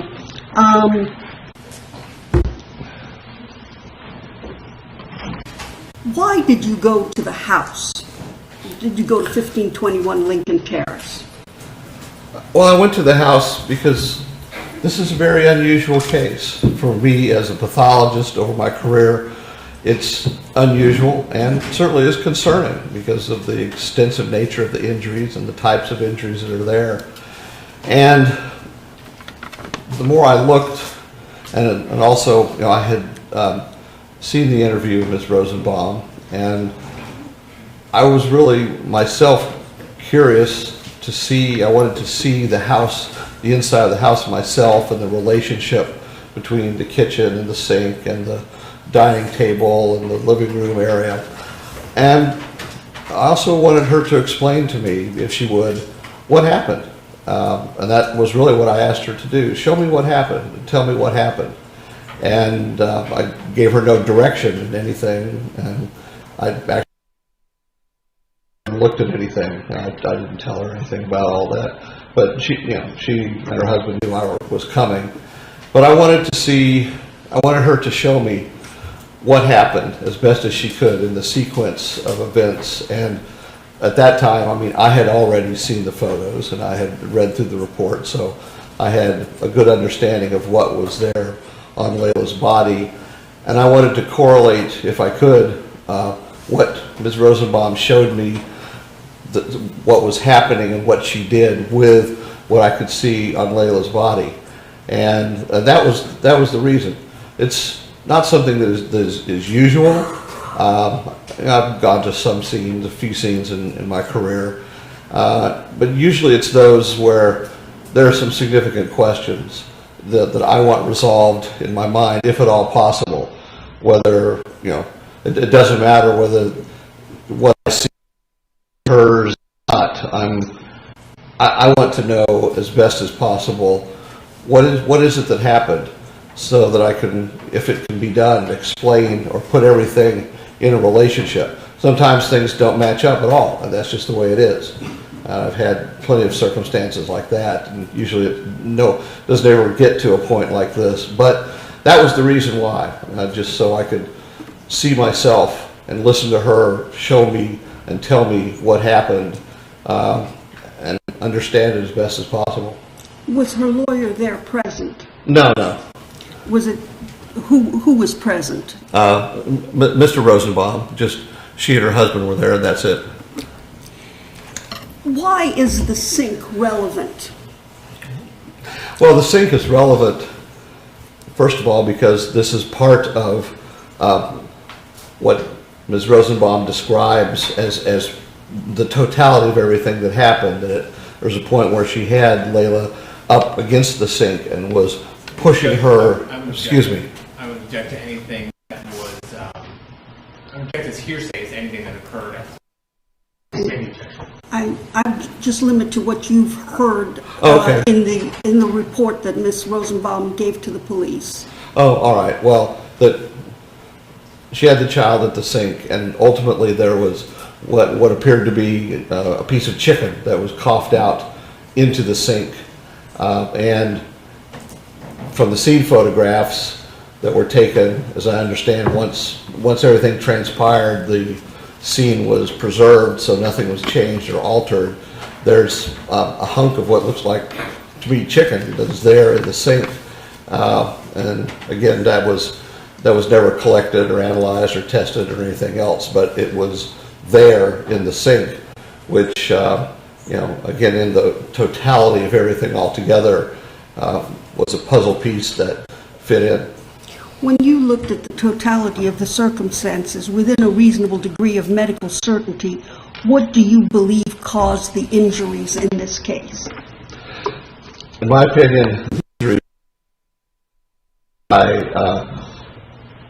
inadvertent, injuries resulting from panicked and chaotic attempts to save her life when she was choking on a piece of chicken that escalated, and and everything got worse in a short period of time because the chicken was still stuck in her throat and she was in the process of suffocating.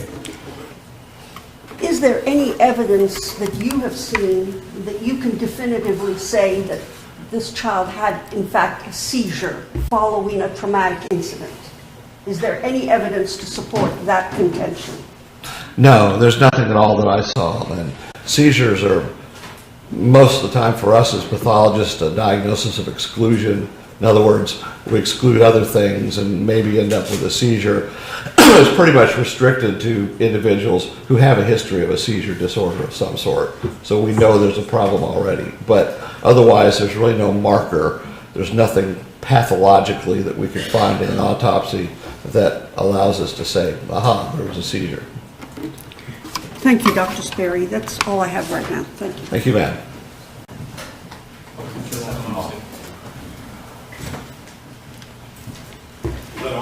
He's asking us to turn them off. Good afternoon, Dr. Sperry. Good afternoon. All right, so let's start off by finding some things that we can agree on. How about that? We can try. All right. Would you agree with me that people who are dead do not bruise? People who are dead do not bruise? Correct. Generally, I mean, no, just for the most part, a beating heart and a blood pressure is required at least for bruises to form. You know, it's not universal, but in general, that's how we look at it. In general, that's how you look at it. So all of the bruising that occurred to Layla happened while she still had a heartbeat? I would say yes, that there was blood was being pushed through, her system, whether it was from her own heart or CPR, but yes, there was, some blood pressure, a pressure wave, yes. So you think that the amount of bruising that we've seen today on Zip's back could have come from CPR if she was dead? Well, if she was, completely dead and her heart had stopped, if indeed at that point, CPR was being done, I would expect some slight hemorrhage, but probably not, at least, the extent of what we see here. All right, so you wouldn't expect to see the extent of what we see here if she was already deceased, correct? Correct, not the extent. There could be some, I've seen varieties of it, but this is, to me, everything that I've seen pretty much tells me that, her heart was beating to some degree. And so you say that her heart was beating to some degree when the bruising occurred. Yes. So now, are you aware that when the EMTs arrived, that they said that she had no pulse? Correct. So would you agree that at that point she was dead? I think for all intents and purposes, yes. No pulse was ever regained, so I would say technically, she was dead at that point. Okay. So would you agree with me then that none of the bruising would have been caused by any of the resuscitative methods that the EMTs undertook? I think that's fair. There's a few small things that, like under the chin, there was a scrape, which I think Dr. Darasaw took a piece of and found nothing. Certain things that could well have come from the resuscitation, but really didn't show anything microscopically, other than a few things scattered here and there, mostly around the face and the head. Most everything else, I would say, occurred prior to the time the EMTs were there. Would you also agree with me that as the heart slows, the blood pressure drops? Yes. And if the blood pressure drops, the extent of bruising also drops with that, correct? That should be what happens. I mean, I'm not sure that's completely predictable all in that way, but, as a general concept, that makes sense. So you agree with me then? Well, as a general concept, yeah. It's again, everyone is different, and there's exceptions to everything. But as the blood pressure drops, again, the amount of blood being pushed through the blood vessels diminishes. Now, how that really affects the extent of bruising itself, that's much harder to say. Unfortunately, we can't ever conduct experiments to try this out. Well, I agree, because we can't kill people and purposely, correct? Yeah, no, it's considered, that's well, we don't do that in this society. Correct. We don't. That's against Correct. the law, right? Yes. Now, would you agree with me that kids can heal at different rates or different speeds than adults? Oh, I mean, That's a general matter. in general? Yeah. Well, I mean, everyone is different, and children, especially because they're growing, their metabolic rate is a little bit higher, and so certain aspects of healing, potentially can be faster than adults. Certainly faster than significantly older people like me, as long as I don't fall off the thing anymore. Mm-hmm. So kids, was that a yes? Kids, there are certain things that kids heal faster, correct? Again, as a general concept, basically yes. Okay. Bones being one of them. Bones, again, generally yes. Now, can we also, are you familiar with the term a protected area of the body? Yes. And would the neck be considered a protected area of the body? Potentially, especially the back of the neck or the upper high sides, places on the neck that would not, say, be inadvertently injured from a fall or through plague, things like that. How about this right here? This right there? Yeah.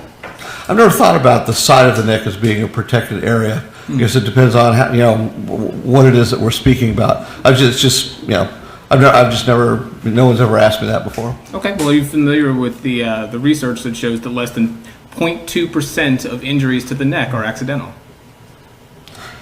I think that's reasonable. That's probably fair. Okay. So then can we agree it's probably a pretty protected area if it's not getting routinely accidentally injured? Yeah, I don't have a problem with that. How about the ears? Are the ears a protected area? Generally, unless again, a child falls and strikes strikes the side of their head on something, and the ear happens to be in between. But ear injuries alone are fairly unusual. They are fairly unusual, aren't they? Yeah. And in fact, there are certain telltale signs of things like pulling on an ear or slapping an ear. Correct? Yes, there are sometimes injuries that can be seen that are fairly specific for those types of actions. And called petechiae? Well, petechiae are little pinpoint hemorrhages. Mm-hmm. They can come from impact injuries. I mean, superficial little bruises or asphyxia. I mean, they're not specific as far as what can cause them. They're not specific. I'm sorry, you dropped off there. No, as far as for what can cause them. I mean, you can see petechiae in fairly minor bruises sometimes. I'm showing you State's Exhibit 320. It's behind you. Okay. Oh, thank you. And I'm just going to point up. I have a laser pointer, so I can point behind you. Don't worry, I won't do it in your eye. How about right here? Do you see those areas right there? You're talking these here? I see those Yes. little discolorations, yes. Okay, would you consider those to be petechiae? No, No, you wouldn't? Okay. no, they're a little larger. Petechiae literally means pinpoint. How about this one right here? It's kind of the same picture, or same area of the different view. Again, I mean, it looks like, I can see these here and here. I would not call them petechiae just because they're a little larger. But it's a bruise? It may be, it possibly could be. Okay. And to get a bruise right there, that would be consistent with, say, a slapping or a pulling of the ear or some kind of trauma to the earlobe, correct? It could be, yes. Generally, you don't fall and hurt just your tiny little earlobe and not any other part of your face, correct? Pretty much, yes. Okay, so that's probably what so that would be consistent with the little bruises right here could be consistent with a pinching or a pulling or a slapping. Yeah, and your phraseology is right. It could be consistent with it. I don't have a problem with that. How about I'm showing you State's 323, the back of her ear right here. Oh, this right here? Yeah. Yes, that looks to be a small bruise. Again, I wouldn't call it, it's too large for a petechiae. Okay, and yeah, But it looks to be a small bruise. Small bruise. Now, would you expect someone to say, I don't know, fall and hit the back of their ear just right there? No, that would be unusual in and of itself without some, potentially some other injury on the outer part of the ear as well. So that could be consistent with, say, a slapping or a yanking of the ear. Possibly, I don't know about the yanking particularly, but I mean, it could be, well, again, consistent possibly with an impact of some sort. How about the armpits? Are the armpits the protected area of the body? Yes. And if someone had an injury there, would that be an unusual place for them to have an injury? It would be, yes. Did you notice any injuries to Layla in the armpit area? I don't recall offhand sitting here. If there are, you can show to. I just don't recall sitting here at this moment.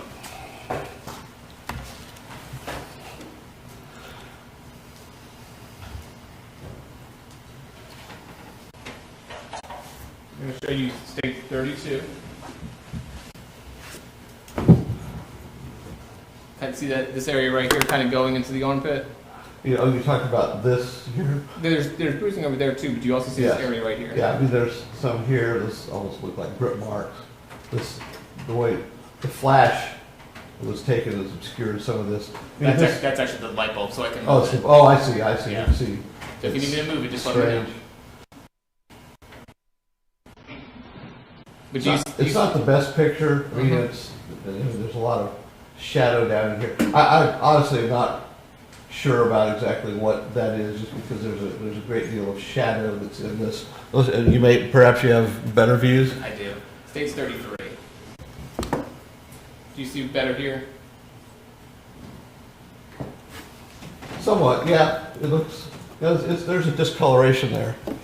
There's a discoloration, so It looks like it. and that's another protected area of the body, correct? Well, it's up. It's really on the chest. I don't think it's quite gotten into the axilla yet. But heading that way, if you got to take the. Well, I don't know. Heading that way works. How about the groin protected area of the body?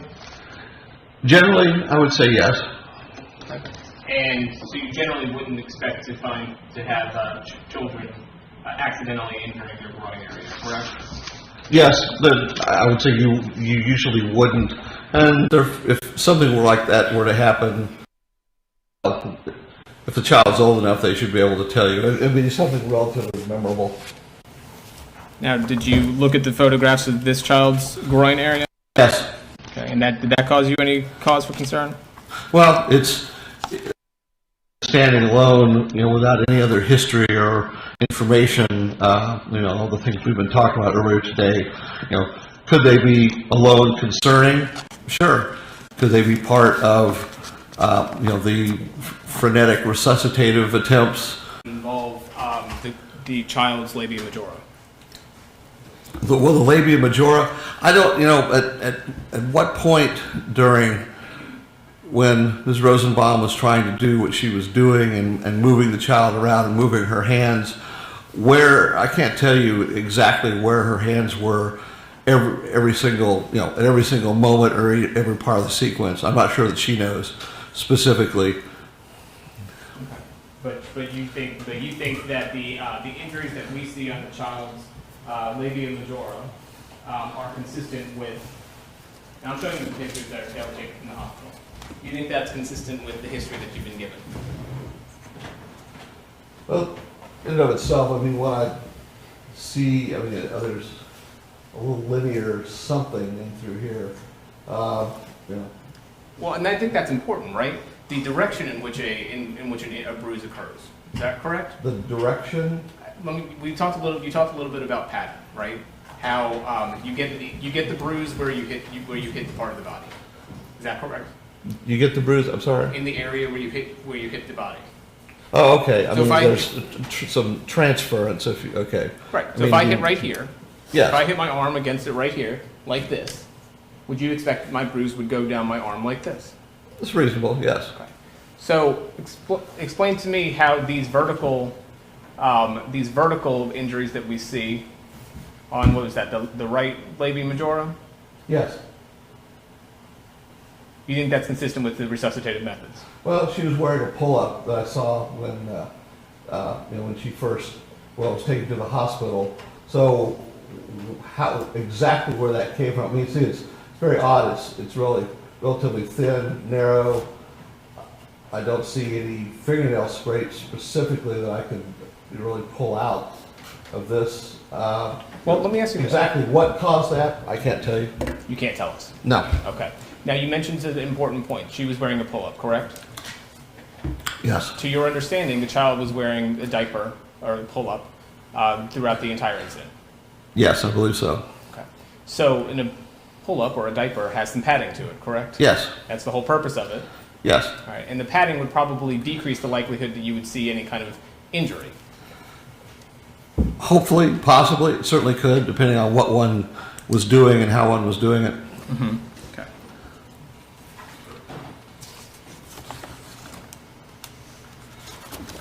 If you see a area of the body that is a protected area that is injured, would that cause you concern? In and of itself, alone, I mean, I think that conclusion is not unreasonable, at least as a place to start, until one has, history, circumstances, other things like that. But just looking at the injuries alone, then I think that's not unreasonable, like I said, at least as a place to start. Okay. And but would you agree with me that people generally bruise, children, when they fall, generally bruise kind of the bony prominences, like their elbow, their knee, things that kind of jut out?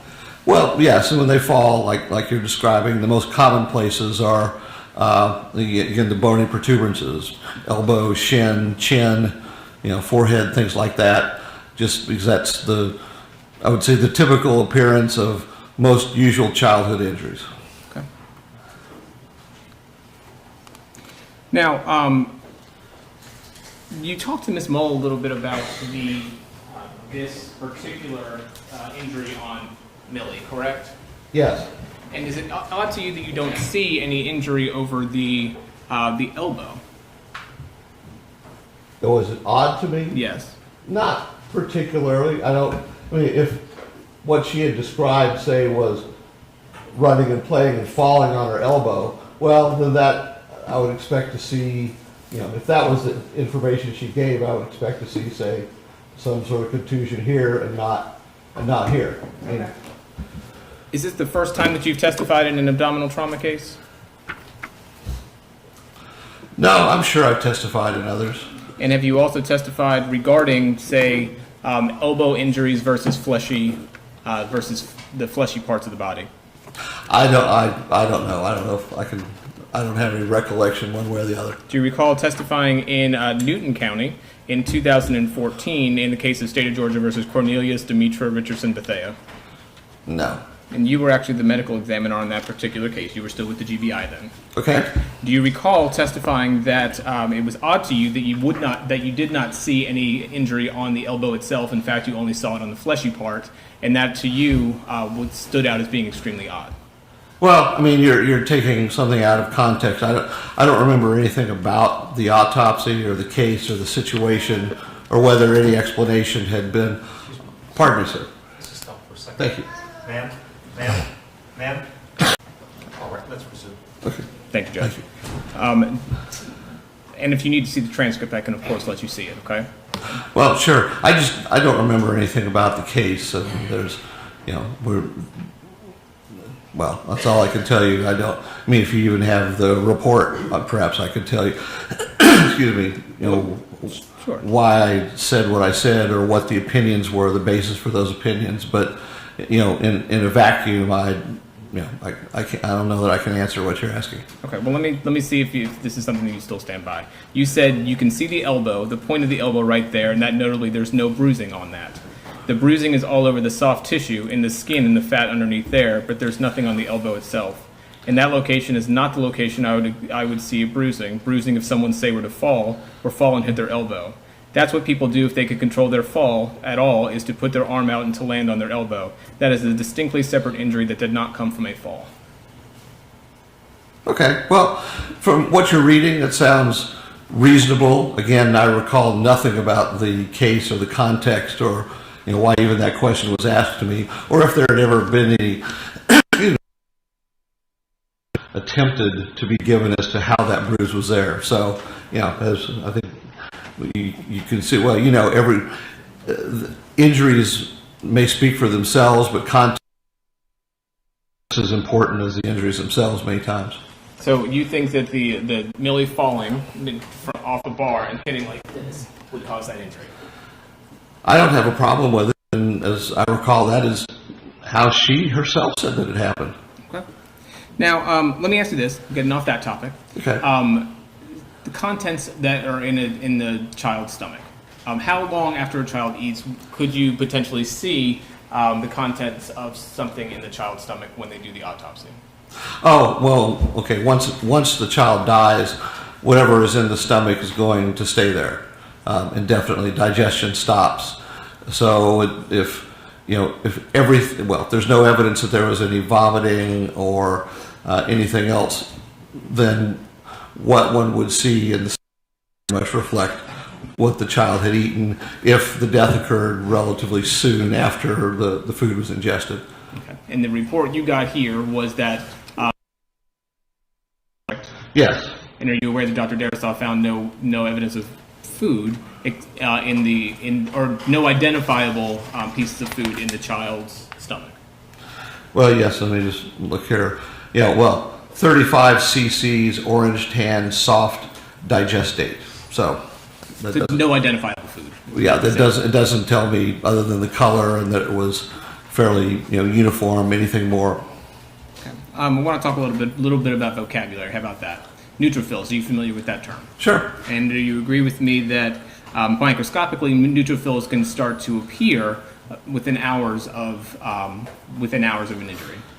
Within hours, and usually you're talking somewhere around maybe 6 hours or so. Okay. And so if you see neutrophils in any of the microscopic slides, that lets you know that there's at least 6 hours. It could be older, but it would be at least that amount of time old, correct? That's fair, yes. Because before that, you wouldn't expect to see anything. Correct. And that's kind of why you use that terminology. You can't tell if none of that microscopic stuff is present, you can't tell if it's 5 minutes versus 5 hours old. Yes, that's a general concept, yes. Once we get beyond that a little bit, that's when we can start seeing those healing processes. Pigmented macrophages, are you familiar with that? Yes. And that's essentially the iron is present? Yes. And that generally kind of comes into play around 48 hours. Yeah, 2 to 3 days. That's a general reasonable time frame. Okay. How about hemosiderin? Are you familiar with that term? Yes. And similarly, would you expect to see hemosiderin in around 48 hours? Yes, about the same time, because the hemosiderin is the breakdown product of red blood cells, and that is what actually the macrophages gobble up. Okay. So by seeing those things, we can tell that it's probably at least 48 hours, maybe older than that. Yes. But on the back end, it's how long they stay around. That's not quite as correct. Correct. All right. But we can tell at least 48 hours, right? At least in that, as I said, 2 to 3 days. That's a reasonable time frame because once again, everyone's somewhat different. All right. I want to talk to you a little bit about some things that could be highly suspicious for child abuse. Sure. Let's see that there are certain types of injuries that we talked about that could be highly suspicious for child abuse, correct? Sure. And posterior rib fracture is one of them. Yes.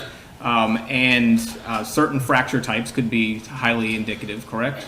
Certain ones, yes. So for example, and I know it's not present here, but something like classic metaphyseal lesion is highly indicative of child abuse, correct? It is, yes. All right.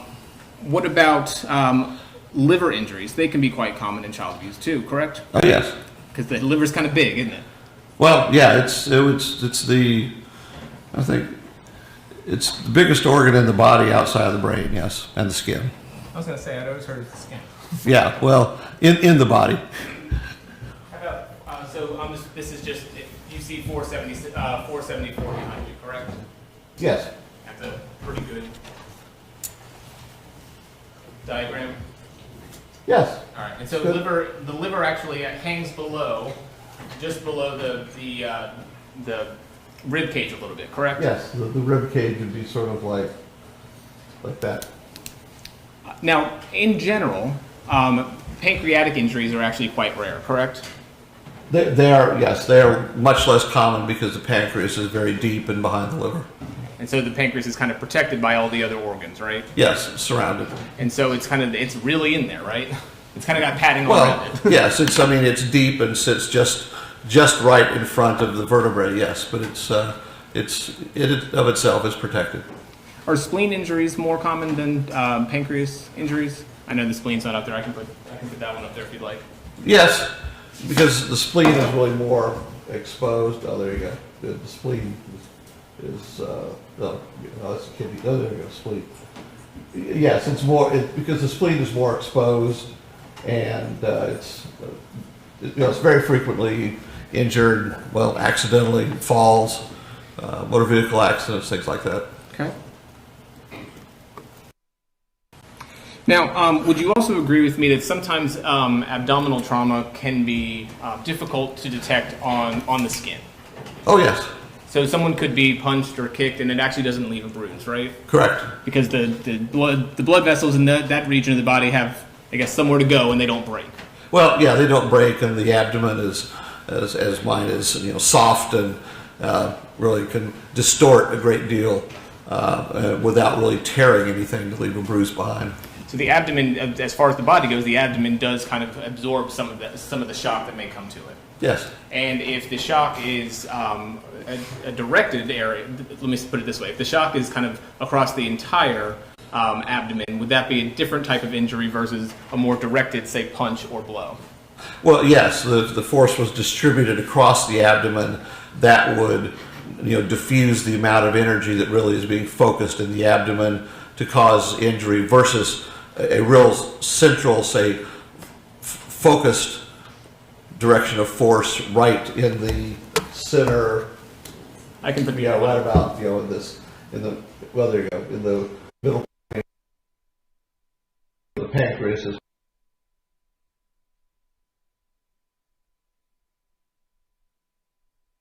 distributed evenly across the whole abdomen, correct? that's fair, yes. However, punch, kick, something like that, that's going to be very directed to that specific area, correct? Yes, And that's going to, the force entire abdomen, correct? correct. It's really more, focused. That's exactly the term. Now, as far as things that are highly suspicious for child abuse, would you agree with me that a delay in reporting could be highly suspicious for child abuse?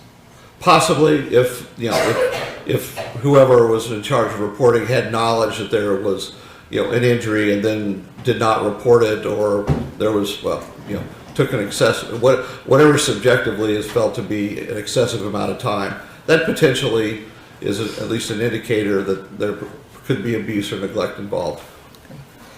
Would you agree with me that the research shows that abuse can also tend to increase over time? Yes. So maybe in the beginning it's a hit, but then it kind of escalates. Would you agree with that? It can, yes. All right. Would you agree with me that a changing history provided by the caretaker about how the child was injured is also suspicious for child abuse? Well, yes. Again, it can be depending on how the history changes, or what things what things are different from, say, one one description versus another description, and things that are radically different. Then that's the more greater the difference, I would say, the more the red flags go up. And would you consider differences in how the child was actually injured, like the mechanism of injury? Would you consider that to be a pretty significant difference? Well, again, it could be, assuming that the description that is being given is reliable or makes sense. I mean, giving a history that makes no sense whatsoever and as compared with the injuries, but then is altered or changed with time, that to correlate with the injuries, well, that would be suspicious, certainly. And siblings living in the same household that have suspicious injuries, that is also that could also be concerning for child abuse. Would you agree with that? Oh, you say just siblings having other injuries? So siblings living in the same household that both had suspicious injuries, that would be concerning for child abuse. Sure. I want to talk a little bit about Dr. Darisaw. Sure. You hired her, didn't you? I did, yes. and she's worked with you the entire time that she's been at the GBI, correct? Yes. Trained under you? Yes. She trained along with a lot of other pathologists, correct? Oh, yes. You think pretty highly of her work, do you not? I do, yes. You actually created the Director of Pediatric Forensic Pathology position for her. Yes. And you believe that she's extremely qualified to conduct autopsies? Oh, yes. Okay. And you believe she actually does pretty much all of the pediatric autopsies now at the GBI, correct?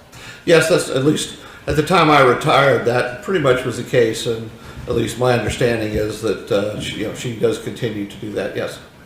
And the GBI now covers autopsies for the overwhelming majority of the state, correct?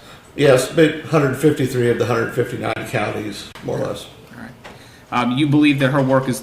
Would you agree with me that her work is thorough and meticulous? I would. Yes, the reports she creates are easily better than the vast majority of autopsy reports like this that are done. In fact, in this case, when you and I spoke, you said that she probably did about 5 to 7 times the amount of work that most forensic pathologists would have put into a case, correct? I think that's reasonable, considering I've looked at an awful lot of reports done by an awful lot of other people, and her work is very thorough, which helps everyone. Okay. She likes to be in the lab, right? She does. She really prefers to be kind of in the morgue doing her work. Would you consider her to be dedicated to her work? Yes. Now, she's actually board certified in pediatric pathology, correct? Correct. As far as I'm aware, she's the only forensic pathologist employed at the GBI that is also a pediatric pathologist, correct? Yes, in the United States, there's really only a handful of pathologists. Probably, I would estimate maybe less than 10 who are forensic pathologists, but also boarded in pediatric pathology. Yes. So she has a lot of training and experience specifically in the pediatric cases, right? Well, yes, especially, pediatric pathology really focuses more on diseases of children, cancers, and things like that. But nonetheless, she underwent that further training and got board certified, so that's excellent. And once she came aboard and was doing all the pediatric stuff, you didn't really do pediatric cases anymore, correct? Not so many. Myself, she was, I made sure that other junior pathologists, definitely did do pediatric cases because everyone needs to know how to do them themselves. But, as she and the other, as I really took more of a supervisory role with the passage of time, I was less and less, say, the autopsy pathologist. Now, would you agree with this, that in your last 10 years at the GBI, you actually only conducted 2 pediatric autopsies? I don't know. Perhaps you looked at numbers and things like that. I personally can't tell you. Dr. Darisaw took comprehensive photographs in this case, correct? She did, yes. Both of the inside and the exterior? Yes. And she looked for evidence of deep bruising, correct? Yes. And that's important in a child abuse case, isn't it? Yes.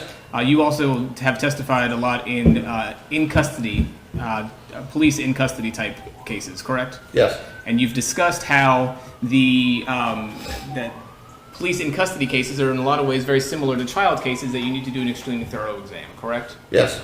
And you also have to do the incisions of the entire body and kind of open up, correct? Exactly. And she did that in this particular case. Yes. And you had no issues with the autopsy that she performed in this case.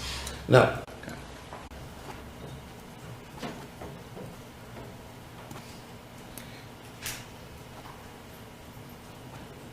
When you and I spoke, we spoke about you took a look at the microscopic examinations, correct? Yes. And you took no issue with any of the descriptions that she wrote in her report, correct? Correct. All right. I think you said it was a very objective description, correct? Yes. All right. So you don't recall anything you disagreed with microscopically? Well, nothing that I disagreed with.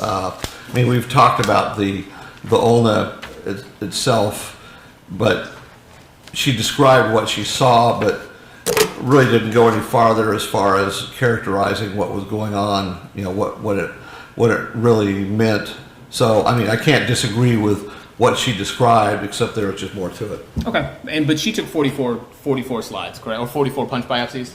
Well, 44 tissue slides altogether. Okay. I mean, that's the totality of everything she looked at, yes. And I know regarding the ulna, there may be some issues, and we'll talk about that in a little bit. But the other ones, you had no issues with any of the descriptions there, correct? No. Or, yes, that's correct. Okay. Now, your opinion that here today is that it was a complex sequence of events that the defendant took to save Layla's life, correct? Yes. All right. And you base that in large part upon the history that you received from Jennifer Rosenbaum. Is that correct? Well, yes, her statements and then her recounting of everything to me, yes. Okay. And so, but her statements, they played heavily into your opinion here today. Is that a fair assessment? Yes, that's fair. Okay. And you found her, well, I'll back up. Would you acknowledge here today has a motivation to lie? Well, it's an interesting. She is on trial. I would suppose that would a motive in and of itself. Although I'm not just saying that, I'm not sure how she could really come up with everything that she did, which various injuries. But that's sort of a separate question. Okay, we'll get there. But you acknowledge that she's on trial for murder, correct? Oh yes. That's a motivation to lie. Well, it probably is. I've not been in that situation, so I can't tell you any different. Did you compute that into your opinion here today? Actually, no. Let me ask you this. If there were any flaws in the history that was provided to you, could that potentially change your opinion? I think if there were serious flaws that, at least in my mind, adequately explain what I have seen and what I have observed, then yes, potentially it could be a problem for me. Now, if there were problems with the credibility of the source of your information, meaning the person, could that also affect your opinion?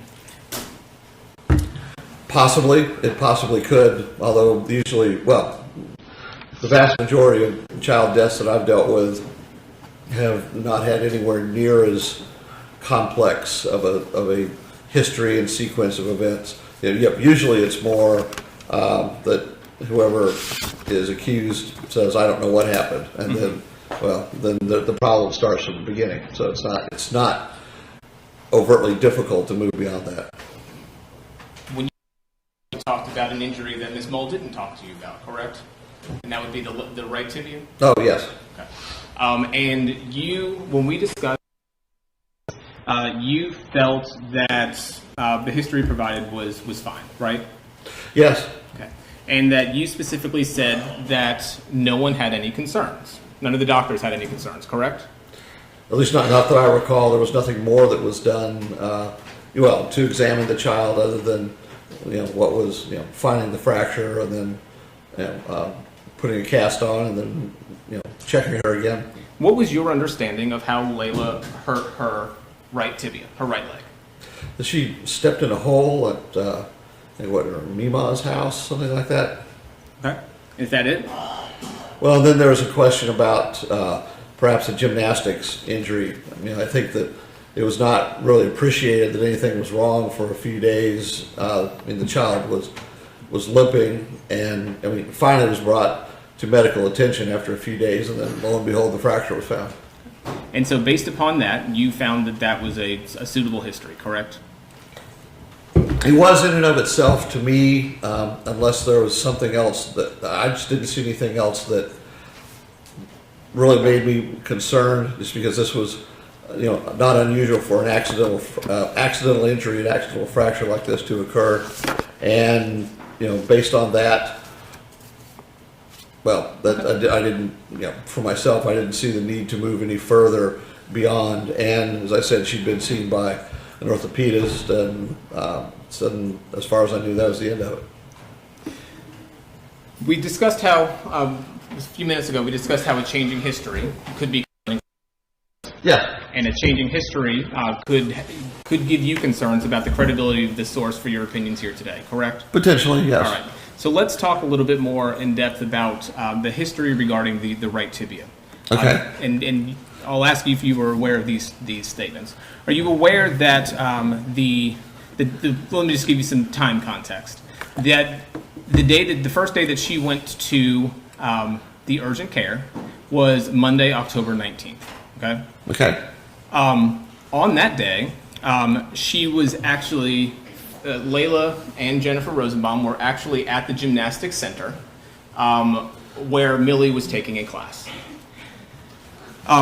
Jennifer tells one of the other mothers that was present at the gymnastics place that Jennifer hurt her leg in the yard trying to do gymnastics. So not at the gymnastics place itself. Jennifer hurt her leg. I'm sorry, Layla hurt her leg. It's okay. Yes, trying to do gymnastics in Jennifer's yard. Okay. Okay. Was that different than what you had heard? Well, it's different than stepping in the hole. I think what I gleaned from it was that all that was known was that the child was limping somewhat, but exactly what happened and when it happened just really was not terribly clear. Not terribly clear. Were you also aware that Miss McKee, the other mother at the gym, asked why Jennifer didn't take Layla to the hospital if her leg was hurting, and she said she was tired of the doctors asking all their questions? I read that statement, yes. Was that concerning to you? Well, one never knows, especially when someone else writes a statement like that. But the child was taken to urgent care, and then the fracture was diagnosed, and it was treated beyond that. So, that as far as I don't know why the other lady said what she said, or the accuracy of all that. That's hard to say. The history that was given to the physician assistant at the urgent care center, okay, and this was on October 19th. I know it can get confusing, so if you need me to repeat any dates, feel free to let me know. Okay. It's okay. On October 19th, so the same day that they were at the gym class, Layla was taken by Miss Rosenbaum to Hudson Bridge, and the history that was given was first that the child fell at Nana's house last week. And then she fell off a bar at gymnastics 2 days later. So that was reported. Is that kind of what you recall as well? Yes. All right. And it's safe to say that the physician assistant that was at the urgent care, in and of itself, didn't think there was anything concerning. Correct? Correct. All right. Are you aware that she later that day she communicated with the child's biological mother? And she told the child's biological mother nothing about falling at Nana's house. Are you aware of that? No. Does that concern you at all? Well, again, not necessarily, only because the exact point in time at which the bony injury occurred, I don't think really anyone really knew. That was a problem of finding the fact that there was a fracture, then trying to determine, well, when did this happen and what may have happened, and of course with a 2-year-old it can be extremely difficult to do so. So as far as why Ms. Rosenbaum didn't relate this to the biologic mother, I'm not sure that I can draw any significance one way or the other. Okay. Are you aware of the fact that Layla had not been over at her grandmother's house for at least several weeks, but possibly months? No, I can't tell you I was. Okay. And the fact that she had not been over there to fall in a hole, would that cause you concern about the story, the history that was provided? Oh, okay. If the child had not been over there to fall in the hole, well, then that would constitute something that did not happen, could not have happened. The defects worker, Miss Rosenbaum, the day of, so we're still on October 19th, the defects worker was advised by Miss Rosenbaum only that she fell off the bars at gymnastics, mentioned nothing about falling at Nana's house. Again, anything concerning to you? Well, again, alone, I don't know. I mean, now that putting it together retrospectively, if the fall at Nana's house didn't occur, well then perhaps the fall off of the bar happened. Again, I think without being able to know that, I'll say, if the fracture had been so severe initially, whenever it occurred, that emergency care was sought very rapidly, then it'd be much different. But it's, you know, something that was subtle, that really took several days to, I would say, become detected or to, you know, to seek medical care. Okay. Alone, I'm not sure I'd be concerned. Now, are you familiar with the term doctor shopping? Yes. And in the context of child abuse, what does that mean? Well, that means that if a parent or a caregiver is, you know, has been abusing a child, then they may see one doctor and then all of a sudden go to see another doctor. I mean, change physicians, you know, sometimes several times because the child may need medical care of some sort, but the caregiver doesn't want to run the risk that abusive injuries may be suspected.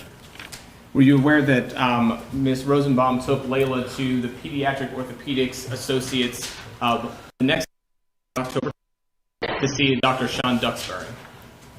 I recall, I mean, that visit, I've seen the record. You've seen that record. Do you recall whether or not anyone had any concerns at that particular visit? Offhand, sitting here right now, I don't remember that there was a concern. Can't tell you there wasn't, but I just don't remember. Sure. I'll put it up. I'm putting states 182 on the screen. Oh, Do you see what Dr. Duxbury wrote about under the section plan? yes, I do. I recall that now, yes. So he was concerned, correct? Yes. And he specifically said that he's having them go up to Eggleston where they can be evaluated by social work. Yes. And are you aware that he told Ms. Rosenbaum that directly, and she said that she was going to go? No, I'm not aware of that. Are you aware that she never went to Eggleston Hospital? At least I don't recall seeing records reflecting that. Okay. The fact that she was advised that she needed to go to Eggleston Hospital, said she was going to go, and did not go, is that concerning? Potentially could be, yes.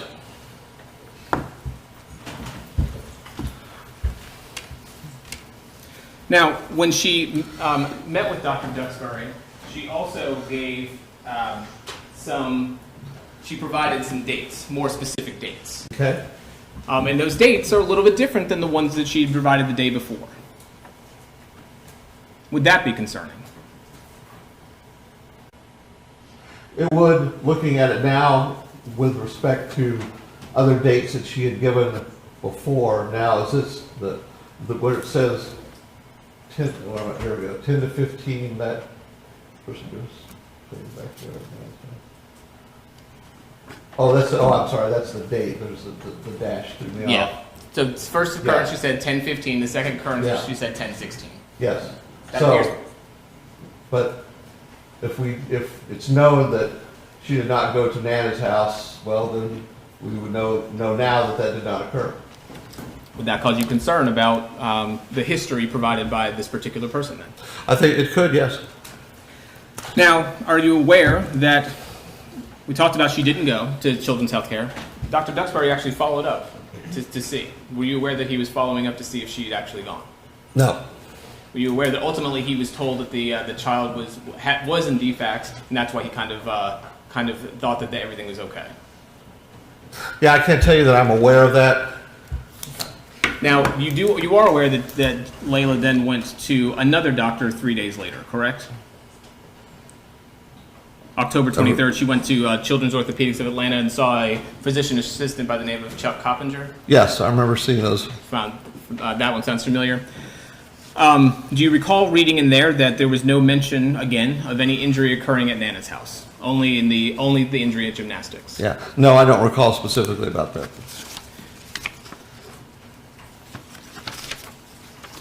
I should also mention that she did report, and on the 19th, she reported to the child's great-grandmother that that the child had broken her leg. But of course, she did not mention anything about falling in the great-grandmother's yard. Does that seem a little odd to you? Yeah, it's unusual. Now, when you reviewed, back to Mr. Coppinger on the 23rd, when you reviewed his records on the 23rd, are you aware that the date that she gave for falling at gymnastics was Sunday, October 18th? No, I can't tell you. Sitting here right now, I don't remember the specific date she gave.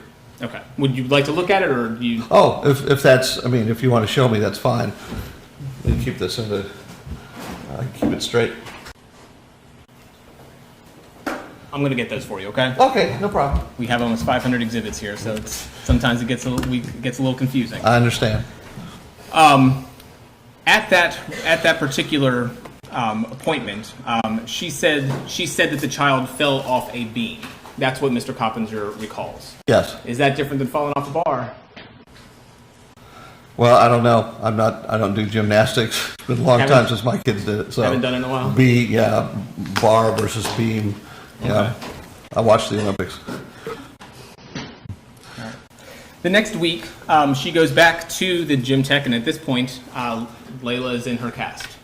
And people that are there at the gym ask, "Oh my gosh, is she okay? How did that happen?" And Ms. Rosenbaum never mentions that Layla was injured right there in their facility. Does that seem odd to you? Well, in that it does, in the sense that this is, potentially a safety issue there at the gym. I mean, that I can see that. Do you think it's a safety issue at the gym? Possibly, or it could be construed as such, or along those lines. But I think the gym would, myself, I can't tell you universally, but I would think I would want to tell the gym people. You would want to tell them. That's what I'm saying, at least as far as myself would go. Now, you also read a lot of the DFACS reports too, correct? Yes. And you recall reading the summary of the interview that Ms. Rosenbaum gave with Emanuela Carr. That was on the night of Layla's death. Yes. And do you recall that in that particular interview, Ms. Rosenbaum said that after gymnastics, so after the gymnastics class, the child appeared to be completely fine, and a few days later, that's when she brought the child to the doctor. Does that change in the history concern you as well? Well, yes, because as I recall, that she did not appear to be completely fine, which is why they went to the doctor. So taking into account all of these changes in the history, does that affect your ability to rely upon the statements of Ms. Rosenbaum when coming to your conclusion in this case regarding Layla's death? Well, it's a broader question. With respect to the leg in and of itself, I can see that there are things that are contradictory, that are left out or added in or changed. As far as that goes. Now, it's also, I think I tried to indicate too, this is a fairly simple sort of injury, if you will. It's an uncomplicated, non-displaced leg fracture, and everything else, the complex of all the injuries we've been talking about today and that I've gone through, that's a much more complicated set of injuries, really, and spread over multiple areas of the child's body. And then, of course, we have the autopsy and showing timing and all these other sorts of things. And when it comes to that, what I can see in my mind is an explanation that reasonably tells me or shows me how all of these different things might have occurred, with the understanding that I don't think I could ever get, I don't think anyone could ever get an exact, complete recounting of it. I think that's not possible for human beings to do. But what I read and what I heard from her, to me, correlated and made sense. So, and that's the best I can tell you. But you said here before, and you agree, that you rely heavily upon her statements informing your opinion, correct? Well, yes, I did. I mean, we have to. That's the nature of what forensic pathologists do, unless there's a situation where the injuries speak for themselves and are wildly at odds with a history, even if a history is given. So those situations are far less difficult. This is much more challenging. But just yes or no, you rely heavily upon her statements in coming to your opinion that you said here today, correct? Well, yes, I have to, because that's the only recounting, the historical recounting of how any of these events may have occurred. Let me ask you if you agree with this statement. Witness statements are all over the place. I've known that for years. Anyone who deals with this knows this. Sometimes they're reliable, sometimes they're complete fabrications. The facts of the injuries are the compelling issues. Do you agree with that statement? Yes, I imagine I probably said that at some point or another. You did. That sounds familiar to me, or at least the way that I tend to talk. And I agree with that. They can, witness statements especially, can be utterly unreliable at times. But again, that's why the injuries have to be compared with the history as given. But again, you acknowledge that the witness statements, and in this case, the only witness is Ms. Rosenbaum, right? Well, yes. So the witness statements could be complete fabrications. Oh, could it be? Is it possible? I can't tell you that it's not. I'm not sure I could make up a sequence of events to explain everything that was found here, especially if she didn't know about it. Mm-hmm. But the quality of the source, the reliability of the source, does that cause you any concern? Any concern? You're asking me a question I'm not sure you want to know. It's consider the source, and well, you know, I've gotten information from all kinds of different sources, up to and including law enforcement and attorneys, and I'm not sure that it's up to me, I think, to assess what it is that I believe is relevant and not. So you make the determination as to what's relevant and what's not, and who you're going to believe and who you're not going to believe, correct? Well, I have to, at least with respect to interpreting injuries. I mean, it's that's ultimately, I would say, what's left up to me. So knowing what you now know about the inconsistent history that was given with the leg, that doesn't affect at all your opinion here today. Well, it doesn't affect it only because I've tried to imply, and perhaps I've been unclear, the complex nature of everything that is found on and inside Layla's body, and the mechanisms and the ways in which all of these things would occur in the context, the overall context of intense resuscitation attempts in a choking child. That, to me, is where I would say the puzzle pieces start to fall together. Could it also be from abuse? Could it be? I mean, there are injuries that she has that, and we've talked about, that I think are abusive. They were inflicted by someone else at some point in time. But, and is it?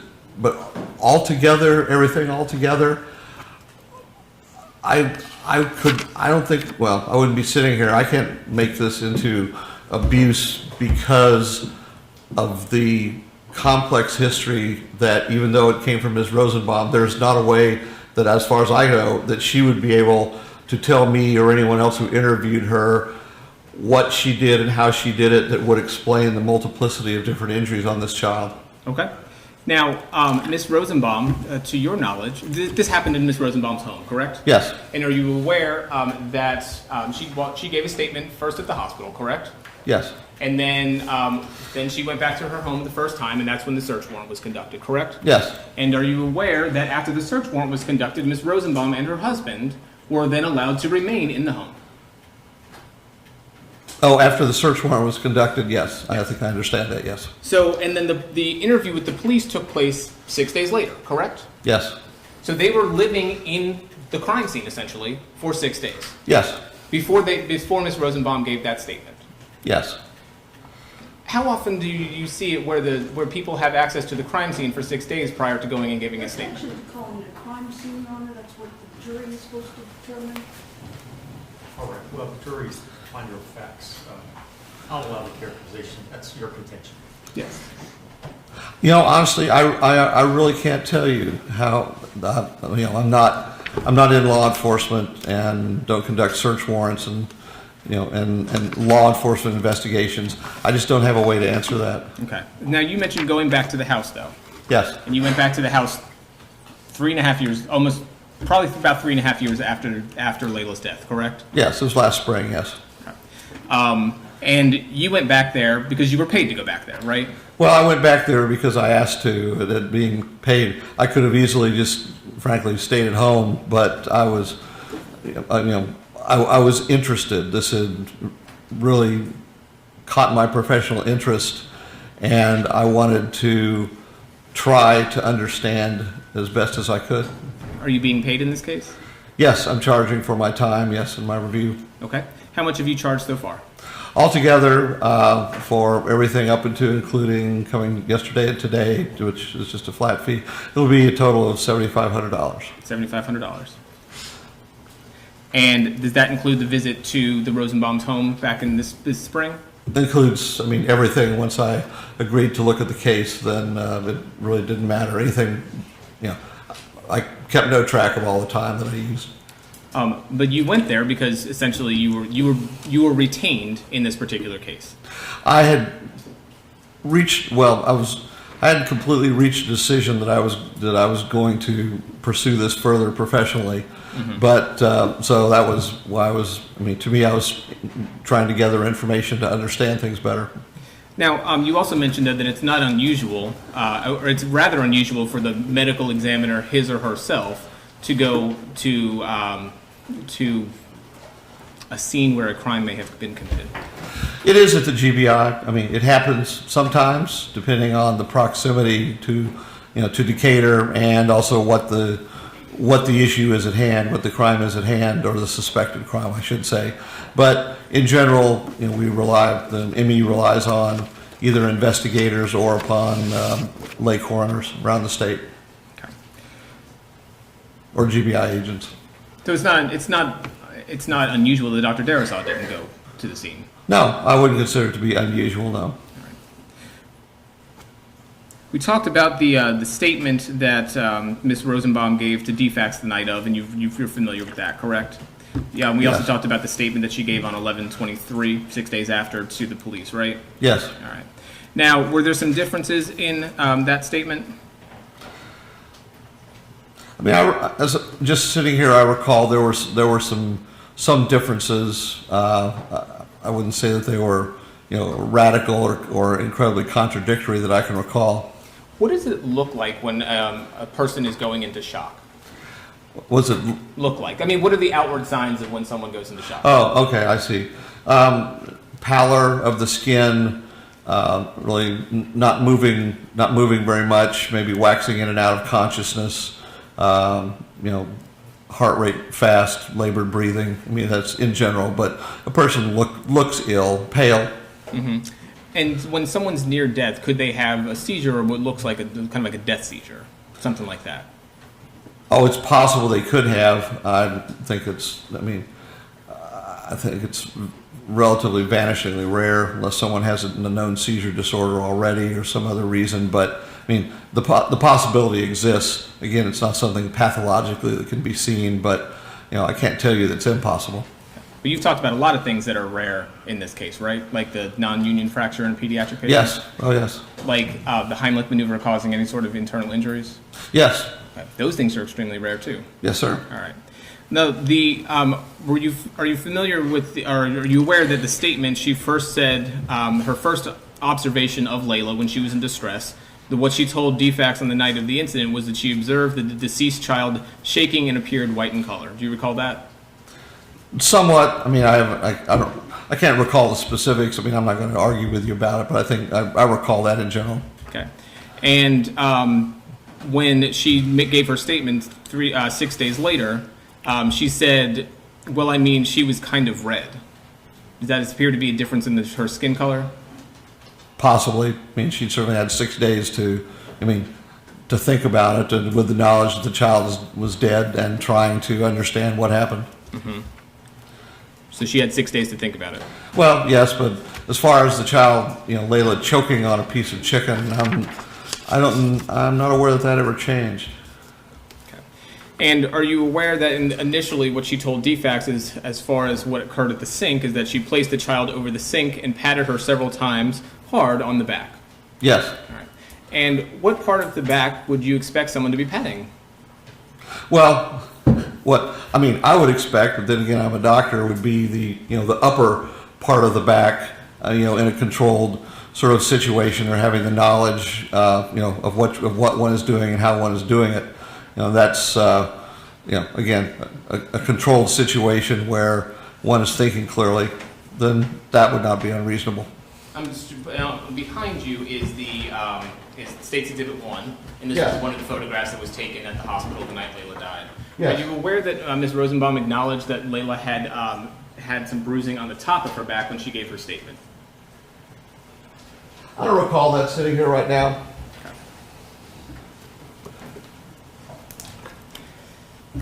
Now, when she gave her statement to law enforcement 6 days later, she said, I'd lean her over our sink counter. I like push my weight against her hips and everything and hold her up so that I could use my hands to like pat on her back and at the same time trying to hold her up to see if anything would flick out.